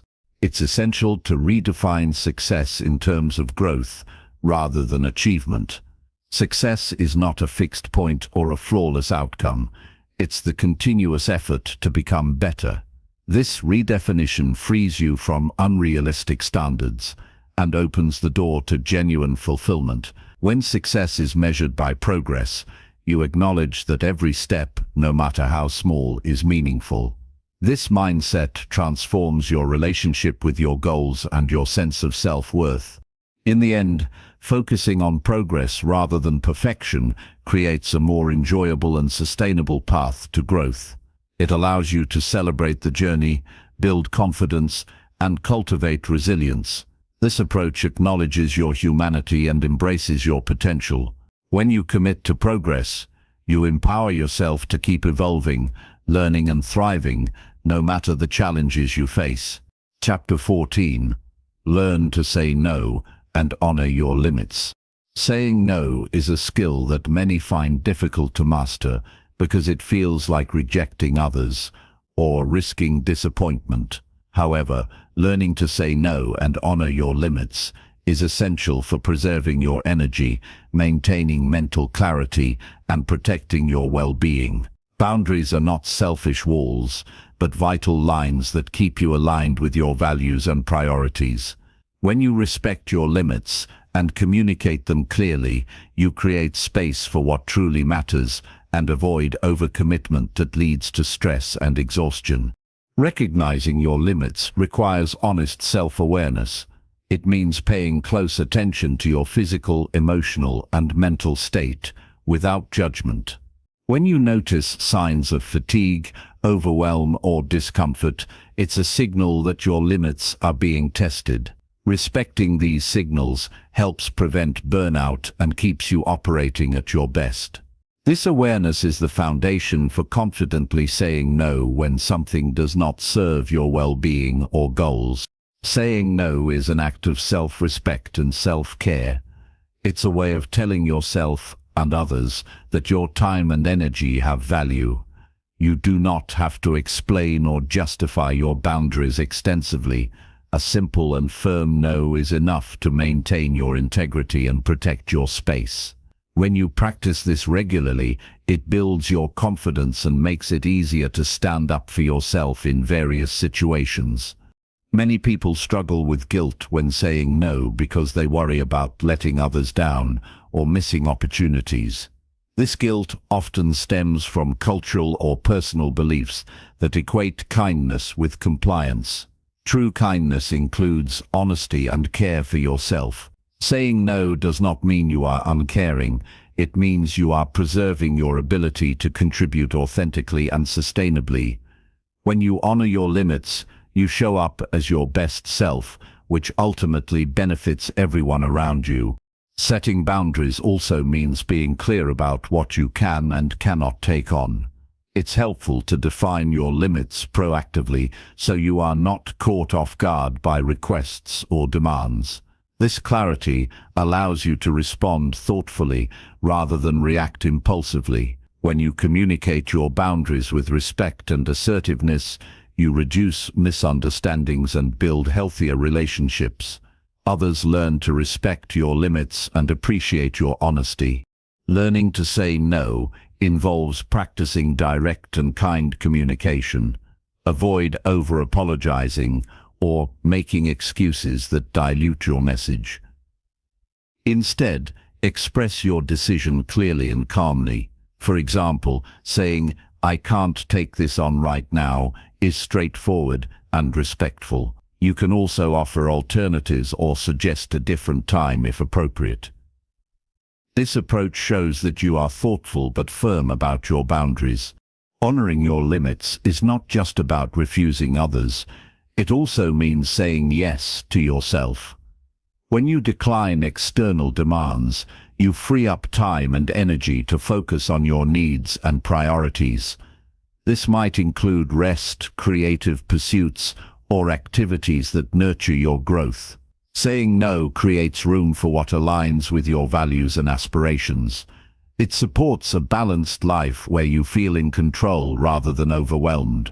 It's important to remember that limits are personal and can change over time. What feels manageable today might not be the same tomorrow, and that's okay.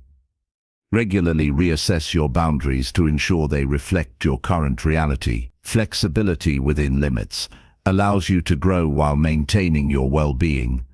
Being in tune with your evolving needs helps you set boundaries that support your long-term health and success. Respecting your limits also includes monitoring your inner dialogue. Notice if you criticize yourself for saying no or pushing beyond your capacity. Replace harsh judgments with compassionate reminders that your limits are valid and necessary. This mindset shift fosters self-acceptance and strengthens your resolve to protect your boundaries. When you treat yourself with kindness, you build resilience and sustain your commitment to healthy limits. Learning to say no and honor your limits protects you from burnout and resentment. When you overextend yourself, you risk becoming exhausted and bitter, which affects your relationships and productivity. Boundaries help you maintain balance and clarity, making it easier to focus on what truly matters. They create a sustainable rhythm of giving and receiving that supports your well-being and personal growth. Practicing this skill can be challenging at first because it requires courage and sometimes facing pushback. Some people may resist your boundaries or try to guilt you into saying yes. Stay firm and remind yourself that your limits are non-negotiable. Seek support from people who respect your boundaries and encourage your growth.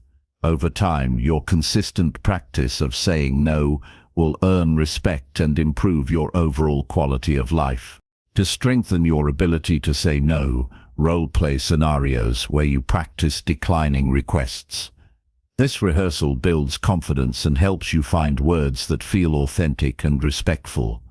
You can also prepare responses for common situations, making it easier to respond without hesitation. The more you practice, the more natural it becomes to honor your limits without anxiety or guilt. Reflecting on past experiences where you said yes when you wanted to say no can provide valuable insights. Consider how those decisions affected your energy, mood, and outcomes. Use these reflections to motivate yourself to set firmer boundaries in the future. Learning from experience is a powerful tool for developing healthier habits around saying no. Embracing your limits and saying no when needed is a form of empowerment. It demonstrates that you are the steward of your life and well-being. This empowerment leads to greater clarity, focus, and satisfaction. When you prioritize your health and values through boundaries, you create a strong foundation for personal growth and meaningful relationships. Ultimately, learning to say no and honor your limits is an essential step toward loving yourself more than anyone else. It is a practice of self-respect that protects your energy, nurtures your mental and emotional health, and enables you to live authentically. Chapter 15. Use setbacks as lessons to grow stronger. Setbacks are an inevitable part of life, yet they often feel like personal failures or dead ends. Viewing them through the lens of growth transforms these challenges into powerful opportunities for learning and resilience. Instead of letting setbacks discourage or define you, using them as lessons creates a mindset that embraces struggle as an essential step toward strength. This perspective shifts your focus from what went wrong to what can be gained, fostering a spirit of perseverance that builds character and fuels progress. The first step in turning setbacks into lessons is acknowledging the reality of the situation without denial or self-blame. It's natural to feel frustration or disappointment, but these emotions should not overwhelm your ability to reflect objectively. Accepting what happened allows you to assess the circumstances clearly and identify factors within your control.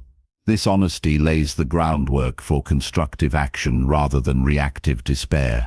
Every setback contains valuable information about your strategies, decisions, or external conditions. Taking time to analyze what led to the outcome helps you uncover insights that might otherwise go unnoticed. Were there assumptions that didn't hold up? Did certain behaviors or habits contribute? Were external factors underestimated?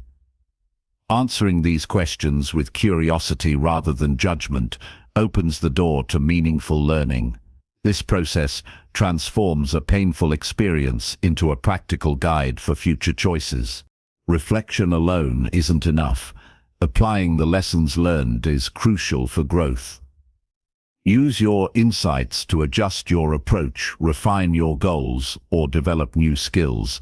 This active response demonstrates resilience because it requires adapting and moving forward despite difficulties. Growth through setbacks demands patience and persistence, as progress may be gradual. Each attempt informed by past experience brings you closer to success. Resilience is strengthened when you view setbacks as temporary obstacles rather than permanent failures. This outlook keeps you motivated and hopeful even when progress stalls.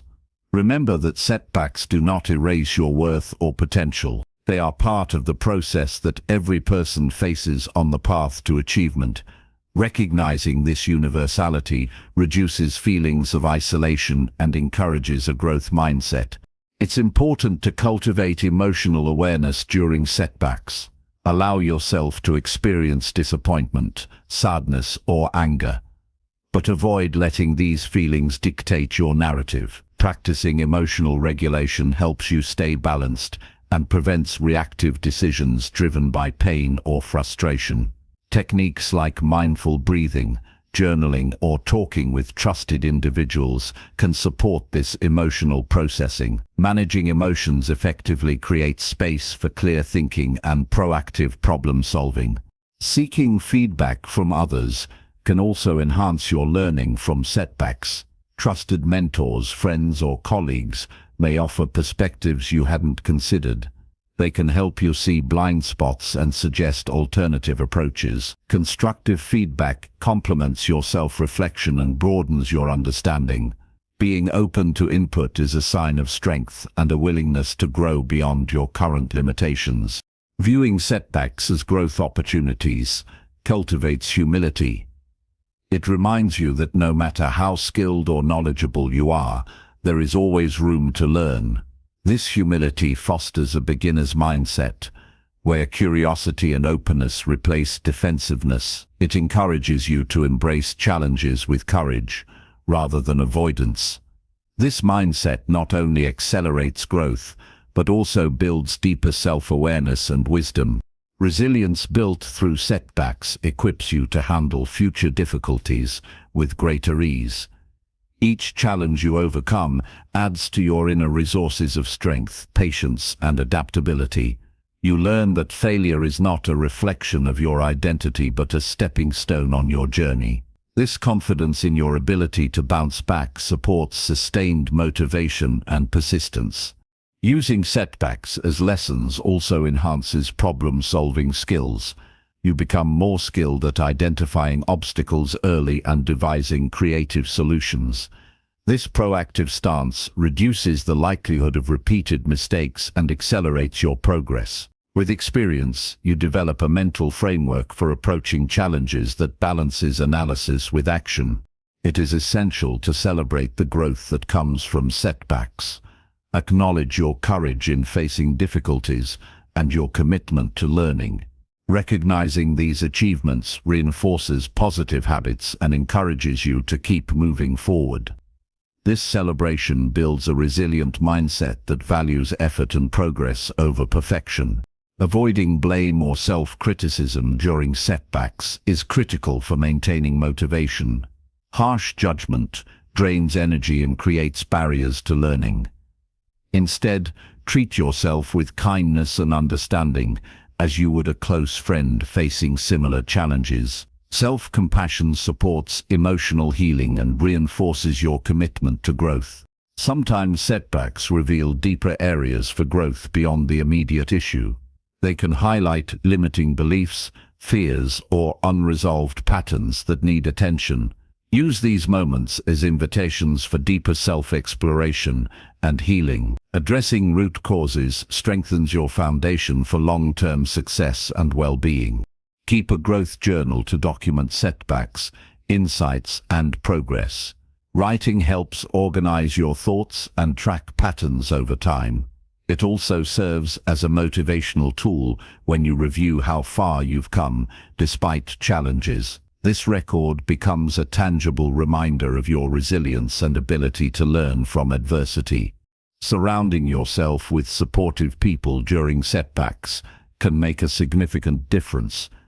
Encouragement and perspective from others provide emotional strength and practical guidance.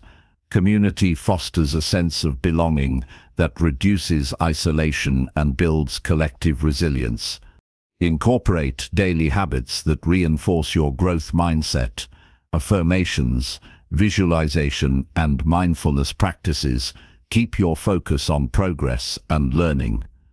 These habits help you stay grounded and motivated even when faced with setbacks. Understand that setbacks are part of every success story. The most accomplished people have faced repeated failures and used them as fuel for growth.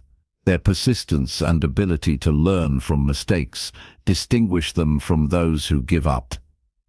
Embracing this truth empowers you to persevere and continue striving toward your goals. Ultimately, using setbacks as lessons transforms obstacles into opportunities. It changes your relationship with failure and uncertainty. This transformation empowers you to grow stronger, wiser, and more resilient with every challenge you face. Committing to this mindset unlocks your potential for continuous self-improvement and lasting success. Chapter 16. Speak kindly to yourself in moments of doubt. When doubt creeps in, it often brings harsh and critical thoughts that shake your confidence and cloud your judgment.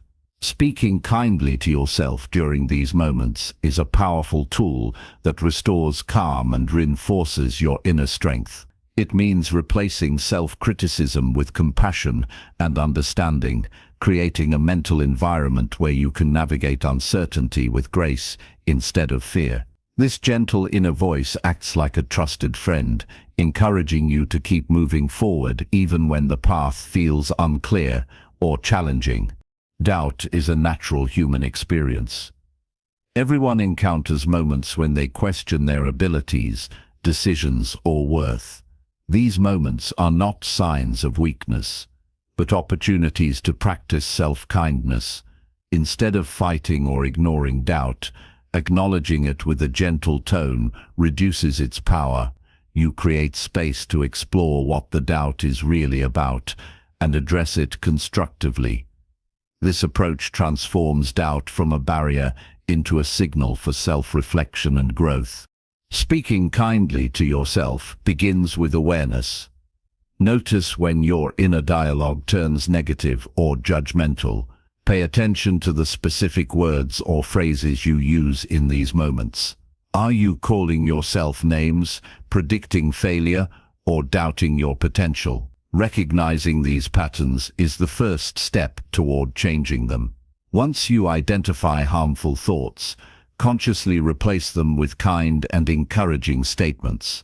This practice rewires your brain over time, making positive self-talk your default response. Kind self-talk is honest but nurturing. It acknowledges the difficulty you are facing without exaggerating or minimizing it. For example, instead of saying, "I can't do this," say, "This is challenging, but I am capable of figuring it out." This shift changes your mindset from defeat to possibility. It builds resilience by reminding you of your strengths and past successes. Kind words reinforce your ability to cope and grow. Creating a list of supportive phrases can be a helpful tool. Phrases like, "I am enough," "I am learning and growing," or "I trust myself to handle this," serve as anchors when doubt arises. Repeating these affirmations during difficult times strengthens your self-belief. You can also write them down and place them where you see them often, such as your mirror or workspace, to remind yourself daily of your inner kindness. Physical cues can support kind self-talk as well. When you feel doubt, take a deep breath and soften your facial expression. This simple act signals your body to relax and aligns with your compassionate inner voice. Combining mindful breathing with positive statements creates a powerful practice that calms anxiety and restores focus.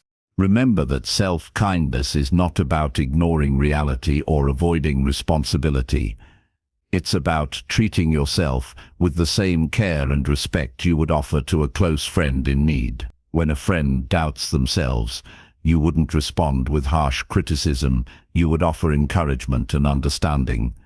Giving yourself this same kindness nurtures your emotional health and promotes balanced decision-making. In moments of doubt, reflect on your achievements and qualities that have helped you overcome past challenges. Remind yourself of times you succeeded despite uncertainty. This reflection builds confidence and counters the negative narrative doubt can create. It shifts your focus from what could go wrong to what you have already accomplished and learned. Silencing the inner critic requires patience and persistence. Changing lifelong thought patterns takes time. You might notice that the negative voice returns often. But each time you respond with kindness, you weaken its hold. Over time, the positive voice grows stronger, and your self-esteem increases. This ongoing effort is an investment in your mental and emotional resilience. Avoid comparing yourself to others during moments of doubt. Comparison often fuels harsh judgments and feelings of inadequacy. Instead, focus on your unique journey and progress. Celebrate your individual strengths and acknowledge the courage it takes to face uncertainty. Embracing your own path builds a foundation of self-trust and kindness. Practice self-compassion by forgiving yourself for mistakes or perceived shortcomings. Doubt frequently stems from perfectionism or fear of failure. When you slip up or fall short, speak to yourself with understanding rather than blame. Recognize that errors are part of growth and do not diminish your worth. This forgiveness frees you from the paralysis of self-criticism and encourages continued effort. Building a daily routine that includes moments of self-kindness reinforces this habit. Set aside time for reflection, meditation, or journaling focused on positive self-talk. These practices deepen your connection to yourself and strengthen your inner support system. Consistency cultivates a mindset that responds to doubt with kindness automatically. Surround yourself with people who model kind communication and support your growth. Positive social environments encourage you to speak kindly to yourself by reflecting similar attitudes. When others express empathy and encouragement, it becomes easier to internalize those qualities. Community plays a vital role in shaping your self-talk patterns. In challenging moments, focus on what you can control and release what you cannot. Doubt often arises when faced with uncertainty or external factors beyond your influence. Redirecting your attention to your actions and mindset empowers you to respond constructively. Kind self-talk affirms your ability to navigate difficulties without getting overwhelmed. Recognize that self-kindness improves your overall well-being. Negative self-talk contributes to stress, anxiety, and depression, while positive self-talk enhances mood and motivation. Speaking kindly to yourself in doubt supports mental health by reducing the impact of harmful thoughts. This practice creates a more balanced emotional state conducive to growth and happiness. Celebrate your progress in cultivating kind self-talk. Each moment you respond to doubt with compassion strengthens your resilience. Acknowledge the courage it takes to change your inner dialogue and commit to ongoing practice. This celebration reinforces your dedication to loving yourself more deeply. Ultimately, speaking kindly to yourself during moments of doubt is a transformative practice. It shifts your relationship with uncertainty and nurtures your inner strength. Through gentle, honest, and supportive self-talk, you build confidence and resilience that sustain your growth. This habit becomes a foundation for navigating life's challenges with grace and self-respect. Chapter 17. Create a daily ritual that centers your spirit. Creating a daily ritual that centers your spirit is one of the most profound ways to nurture your well-being and strengthen your connection to yourself. A ritual is more than a routine. It's a deliberate practice that grounds you, restores balance, and aligns your energy with your intentions. When life's demands feel overwhelming, a consistent ritual becomes a sanctuary that refreshes your mind, body, and soul. This practice cultivates presence, clarity, and peace, empowering you to face each day with resilience and purpose. The first step in creating a ritual is to understand what centers you personally. Centering involves feeling grounded and calm amid life's fluctuations. It can take many forms depending on your preferences and needs. Some find it in quiet meditation, others in gentle movement or breathwork. The key is choosing activities that resonate deeply and bring a sense of calm and focus. This personal connection ensures your ritual feels meaningful and sustainable. Consistency is the foundation of a powerful ritual. Engaging in your chosen practice daily, even briefly, builds momentum and transforms it from a task into a cherished habit. This regularity trains your mind and body to enter a centered state more easily. Over time, your ritual becomes a reliable source of stability and renewal. No matter what challenges arise, the predictability of this moment offers comfort and reassurance. Begin with setting a specific time and place for your ritual. Designate a quiet corner or space where distractions are minimal. This physical environment signals to your brain that it's time to slow down and turn inward. Establishing a routine schedule, such as first thing in the morning or before bed, helps anchor the ritual in your daily life. Treat this time as non-negotiable, a sacred appointment with yourself that honors your need for balance. Start your ritual with a simple practice to transition from the noise of daily life to a state of centered awareness. This might be mindful breathing, focusing fully on your inhale and exhale. Breath is a powerful tool that instantly calms the nervous system and grounds your attention in the present moment. Taking slow, deep breaths resets your energy and prepares you for deeper connection. Incorporate elements that nourish your spirit and invite reflection. Journaling is an excellent way to express gratitude, clarify intentions, or release worries. Writing by hand allows your thoughts to flow freely and helps you process emotions. You can use prompts such as, "What am I grateful for today?" or "What do I want to focus on?" These questions cultivate awareness and set a positive tone for the day ahead. Movement is another valuable component of a centering ritual.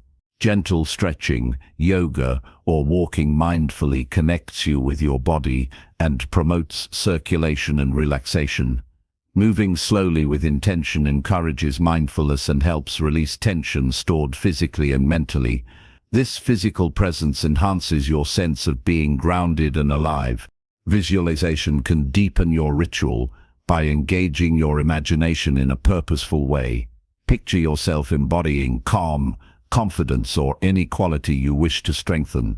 Visualize your goals and the steps you will take to achieve them. This mental rehearsal primes your subconscious mind for success and aligns your energy with your desires. Incorporating affirmations strengthens your ritual by reinforcing positive beliefs. Choose statements that resonate with your values and growth goals, such as, "I am centered and capable," or "I welcome peace and clarity." Repeat these affirmations aloud or silently with intention. This practice rewires your brain to focus on empowering thoughts and diminishes self-doubt. Creating space for silence and stillness within your ritual allows you to listen deeply to your inner voice. This quiet moment fosters intuition and self-awareness.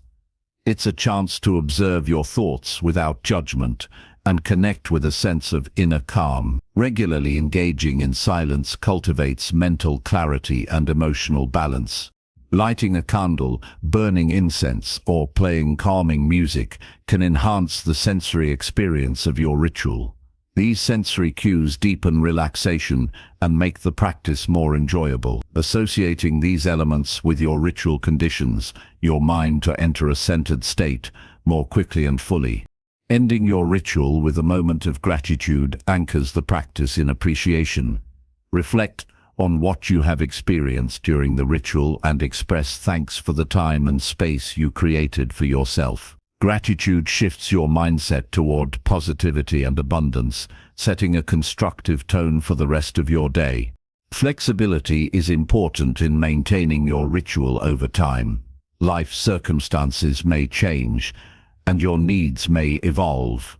Adapt your ritual by incorporating new practices or adjusting the duration to fit your current situation. This openness ensures the ritual remains relevant and supportive, rather than becoming a rigid obligation. Tracking your ritual practice can encourage commitment and provide insight into its impact. Use a journal or habit tracker to note when you complete your ritual and any changes you observe in your mood or energy. Seeing patterns of consistency and benefits reinforces your motivation to keep going. Sharing your ritual intentions with supportive people can deepen your commitment. When others understand the importance of your practice, they are more likely to respect your time and space. You might also find inspiration from others' rituals or form a community around shared practices, enhancing your sense of connection. A daily ritual that centers your spirit acts as an anchor during turbulent times. It cultivates resilience by providing a reliable way to reset and restore your balance.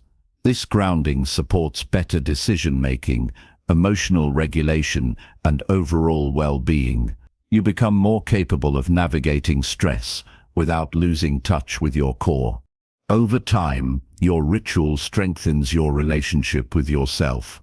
It becomes a form of self-love, a daily reminder that your inner peace matters. This consistent care nurtures confidence and self-respect. You learn to prioritize your needs and honor your journey with compassion. Creating this sacred time for yourself invites a deeper sense of meaning and purpose into everyday life.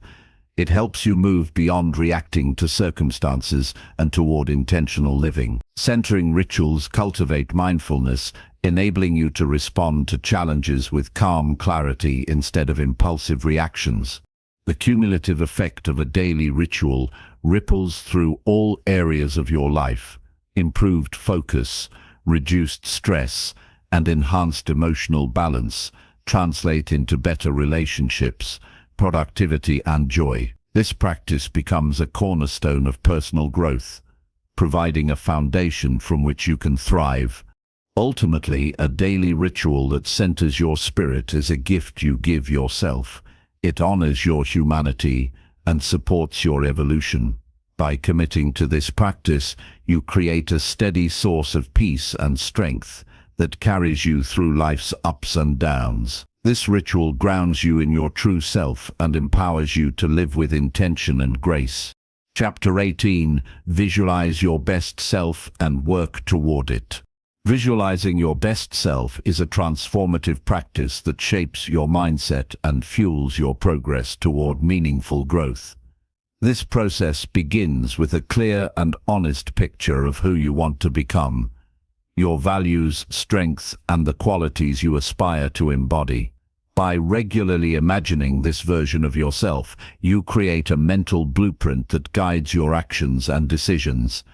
Visualization bridges the gap between your current reality and your potential, providing motivation and clarity on the path ahead. Start by imagining your best self in vivid detail. Picture how this version of you thinks, acts, and feels. Consider how you respond to challenges with confidence and resilience. Envision your daily habits, the way you treat others, and the energy you carry. The clearer and more detailed this image is, the more powerful it becomes. This mental rehearsal prepares your brain to align with your goals and adopt new behaviors naturally. Visualization works because the brain cannot fully distinguish between real and imagined experiences. When you vividly picture yourself succeeding or embodying desired traits, your brain activates the same neural pathways as if you were actually doing those things. This rewiring strengthens your belief in your potential and creates a positive feedback loop that encourages real-world effort. Over time, your mental image becomes a self-fulfilling prophecy. Consistency in visualization is key. Set aside time each day to focus on this practice, ideally during moments of calm or meditation. Close your eyes and immerse yourself in the experience. Feel the emotions associated with being your best self: pride, joy, calm, and determination. Engaging your senses makes the visualization more tangible and impactful. The more often you connect with this vision, the stronger your commitment to actualizing it. Alongside visualization, set concrete, achievable goals that reflect your best self. Break down larger aspirations into manageable steps to avoid feeling overwhelmed. These goals act as markers that track your progress and keep you focused. Working steadily toward them reinforces the belief that your vision is attainable and grounds your aspirations in reality. Accountability enhances the power of visualization. Share your vision and goals with trusted friends, mentors, or coaches who encourage and support your journey. Discussing your progress and challenges provides motivation and constructive feedback. External support reinforces your internal commitment and reminds you that growth is a collective process. Visualization also helps identify internal obstacles that might hinder your progress. As you imagine your best self, notice any resistance or limiting beliefs that arise. These mental barriers often show up as doubts or fears within the vision. Acknowledge these feelings without judgment and explore their origins. Addressing these blocks through self-reflection or professional support clears the way for transformation. Using visualization as a tool to anticipate challenges equips you to handle difficulties with composure. Imagine yourself responding to setbacks calmly and effectively, maintaining focus on your goals. Preparing mentally for obstacles reduces anxiety and increases resilience. This proactive approach builds confidence in your ability to navigate uncertainty. Integrate visualization with positive affirmations to strengthen your mindset. Affirm statements that reflect your vision, such as "I am capable," "I embrace growth," or "I am becoming my best self." Repeating these affirmations during visualization reinforces your beliefs and counters negative self-talk. This combination creates a powerful mental environment that supports sustained effort. Physical reminders can support your visualization practice. Create vision boards, write goals in journals, or place inspiring images where you see them daily. These tangible cues keep your best self in focus throughout the day and prompt you to act in alignment with your vision. Surrounding yourself with positive reinforcement strengthens your commitment. Celebrate progress, no matter how small, as you work toward your best self. Recognizing achievements boosts motivation and validates your efforts. It also shifts your mindset from scarcity to abundance, reinforcing that growth is continuous and cumulative. This recognition nurtures patience and persistence, essential qualities for lasting change. Avoid perfectionism by embracing the journey rather than fixating on an ideal endpoint. Your best self evolves with experience and learning. Allow room for mistakes and growth without harsh judgment. This flexibility encourages experimentation and resilience, reducing fear of failure that can stall progress. Reflect regularly on your visualization practice and goals. Adjust your vision as you gain new insights and develop further. This adaptability ensures your path remains relevant and inspiring. Staying connected to your evolving best self keeps you motivated and engaged. Visualizing your best self nurtures self-compassion. It reminds you that growth is a process filled with both strengths and imperfections. This awareness fosters acceptance and kindness toward yourself. Self-compassion fuels sustained effort by reducing burnout and discouragement. Use visualization to cultivate gratitude for your current strengths and accomplishments. Recognize how far you have come while holding space for future growth.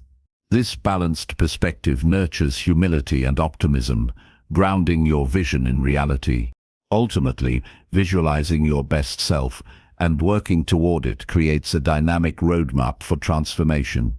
It empowers you to take deliberate steps, overcome obstacles, and align your life with your highest values. Through this practice, you become an active participant in your growth, shaping your identity and future with intention and clarity. This commitment to self-evolution unlocks your full potential and leads to a fulfilling, purpose-driven life. Chapter 19. Prioritize self-care without feeling selfish or weak. Taking care of yourself is essential, yet many struggle with the idea that prioritizing self-care is selfish or a sign of weakness. This mindset needs to change because caring for yourself lays the foundation for all other aspects of life. When you nurture your body, mind, and emotions, you strengthen your ability to face challenges, support others, and pursue your goals. Understanding that self-care is a vital act of responsibility rather than indulgence is key to living a balanced and fulfilled life. Self-care means recognizing your needs and giving them attention without guilt. It involves setting aside time and resources to nourish yourself physically, emotionally, and mentally. This practice is not about escaping responsibilities, but about restoring the energy and clarity necessary to handle them effectively. Prioritizing your well-being equips you with the resilience and strength needed to contribute meaningfully in all areas of life. Many people feel hesitant to engage in self-care because they worry about being perceived as selfish or weak. This belief often stems from societal expectations or past experiences that glorify self-sacrifice and constant productivity. Challenging these ideas requires a shift in perspective. Caring for yourself is a courageous choice that demonstrates self-respect and wisdom. It is the foundation of true strength, not a sign of failure or inadequacy. Start by identifying specific self-care activities that recharge and nurture you. These can be simple daily habits like getting enough sleep, eating nourishing food, or taking breaks to rest. Emotional self-care might include journaling, meditation, or spending time in nature. Mental self-care could involve learning something new, setting boundaries, or engaging in creative pursuits. Recognizing these needs clearly helps you make deliberate choices to meet them. Establishing a self-care routine creates consistency and reinforces your commitment to yourself. This routine should be realistic and tailored to your lifestyle. It's better to start small and build gradually than to overwhelm yourself with unrealistic expectations. Regular practice, no matter how brief, accumulates benefits that improve your overall well-being. Setting boundaries is a crucial aspect of self-care. Learning to say no when demands exceed your capacity protects your energy and prevents burnout. Boundaries are acts of self-respect that honor your limits and priorities. Communicating them clearly and kindly allows you to maintain balance and prevents resentment from building up. Self-care also means being mindful of your inner dialogue. Treat yourself with kindness and understanding, especially during stressful times. Negative self-talk drains your energy and undermines your efforts. Affirmations and compassionate self-talk reinforce your worthiness and motivate you to continue prioritizing your well-being. Remember that self-care benefits those around you as well. When you are healthy and balanced, you can give more fully and authentically to others. Neglecting your needs often leads to exhaustion and decreased ability to support loved ones or perform effectively at work. Viewing self-care as a service to both yourself and others helps dissolve feelings of selfishness. Physical activity is a powerful form of self-care. Movement releases tension, boosts mood, and improves health. Choose activities you enjoy to make this practice sustainable. Whether it's walking, dancing, yoga, or sports, regular exercise strengthens your body and mind, enhancing your overall resilience. Sleep is another critical pillar of self-care. Prioritize sufficient rest to support cognitive function, emotional regulation, and physical recovery. Establishing a consistent sleep schedule and creating a calming bedtime routine improves sleep quality. Recognize that rest is not laziness, but a necessary process for renewal. Nutrition plays a vital role in self-care. Nourishing your body with balanced meals fuels your energy and supports mental clarity. Mindful eating practices help you connect with your body's signals and develop a healthier relationship with food. Avoiding extreme diets or guilt around eating promotes sustainable habits. Taking breaks during the day refreshes your focus and prevents overwhelm. Even brief pauses for deep breathing or stretching can reduce stress and increase productivity. Incorporate regular intervals of rest to maintain balance and prevent burnout. Emotional self-care involves acknowledging and expressing your feelings authentically. Seek support when needed, whether through trusted friends, therapists, or support groups. Sharing your experiences relieves emotional burdens and fosters connection. Don't hesitate to ask for help. It is a strength, not a weakness. Engage in activities that bring joy and relaxation. Hobbies, creative pursuits, or simply spending time in nature replenish your spirit. Prioritize these moments as essential, not optional. They restore your sense of playfulness and wonder, contributing to a positive mindset. Mindfulness and meditation practices cultivate present moment awareness and reduce stress. These techniques improve emotional regulation and increase self-compassion. Regular practice enhances your ability to respond calmly to challenges and maintain inner peace. Avoid comparing your self-care practices to others. Everyone's needs and circumstances are unique. Focus on what works best for you and adjust as necessary. Personalizing your self-care ensures it remains effective and meaningful. Forgive yourself for times when self-care is neglected. Life's demands can make consistent care challenging. Rather than dwelling on lapses, recommit to your well-being with kindness. Each moment is an opportunity to start anew. Recognize that self-care is a lifelong journey, not a destination. Your needs will evolve over time, requiring ongoing attention and adaptation. Embrace this process as a form of continuous self-love and growth. Celebrate the positive changes self-care brings to your life. Notice improvements in energy, mood, relationships, and productivity. Acknowledge your dedication to yourself and the courage it takes to prioritize your needs. Ultimately, prioritizing self-care without guilt or hesitation is an act of empowerment. It honors your inherent worth and equips you to live fully and authentically.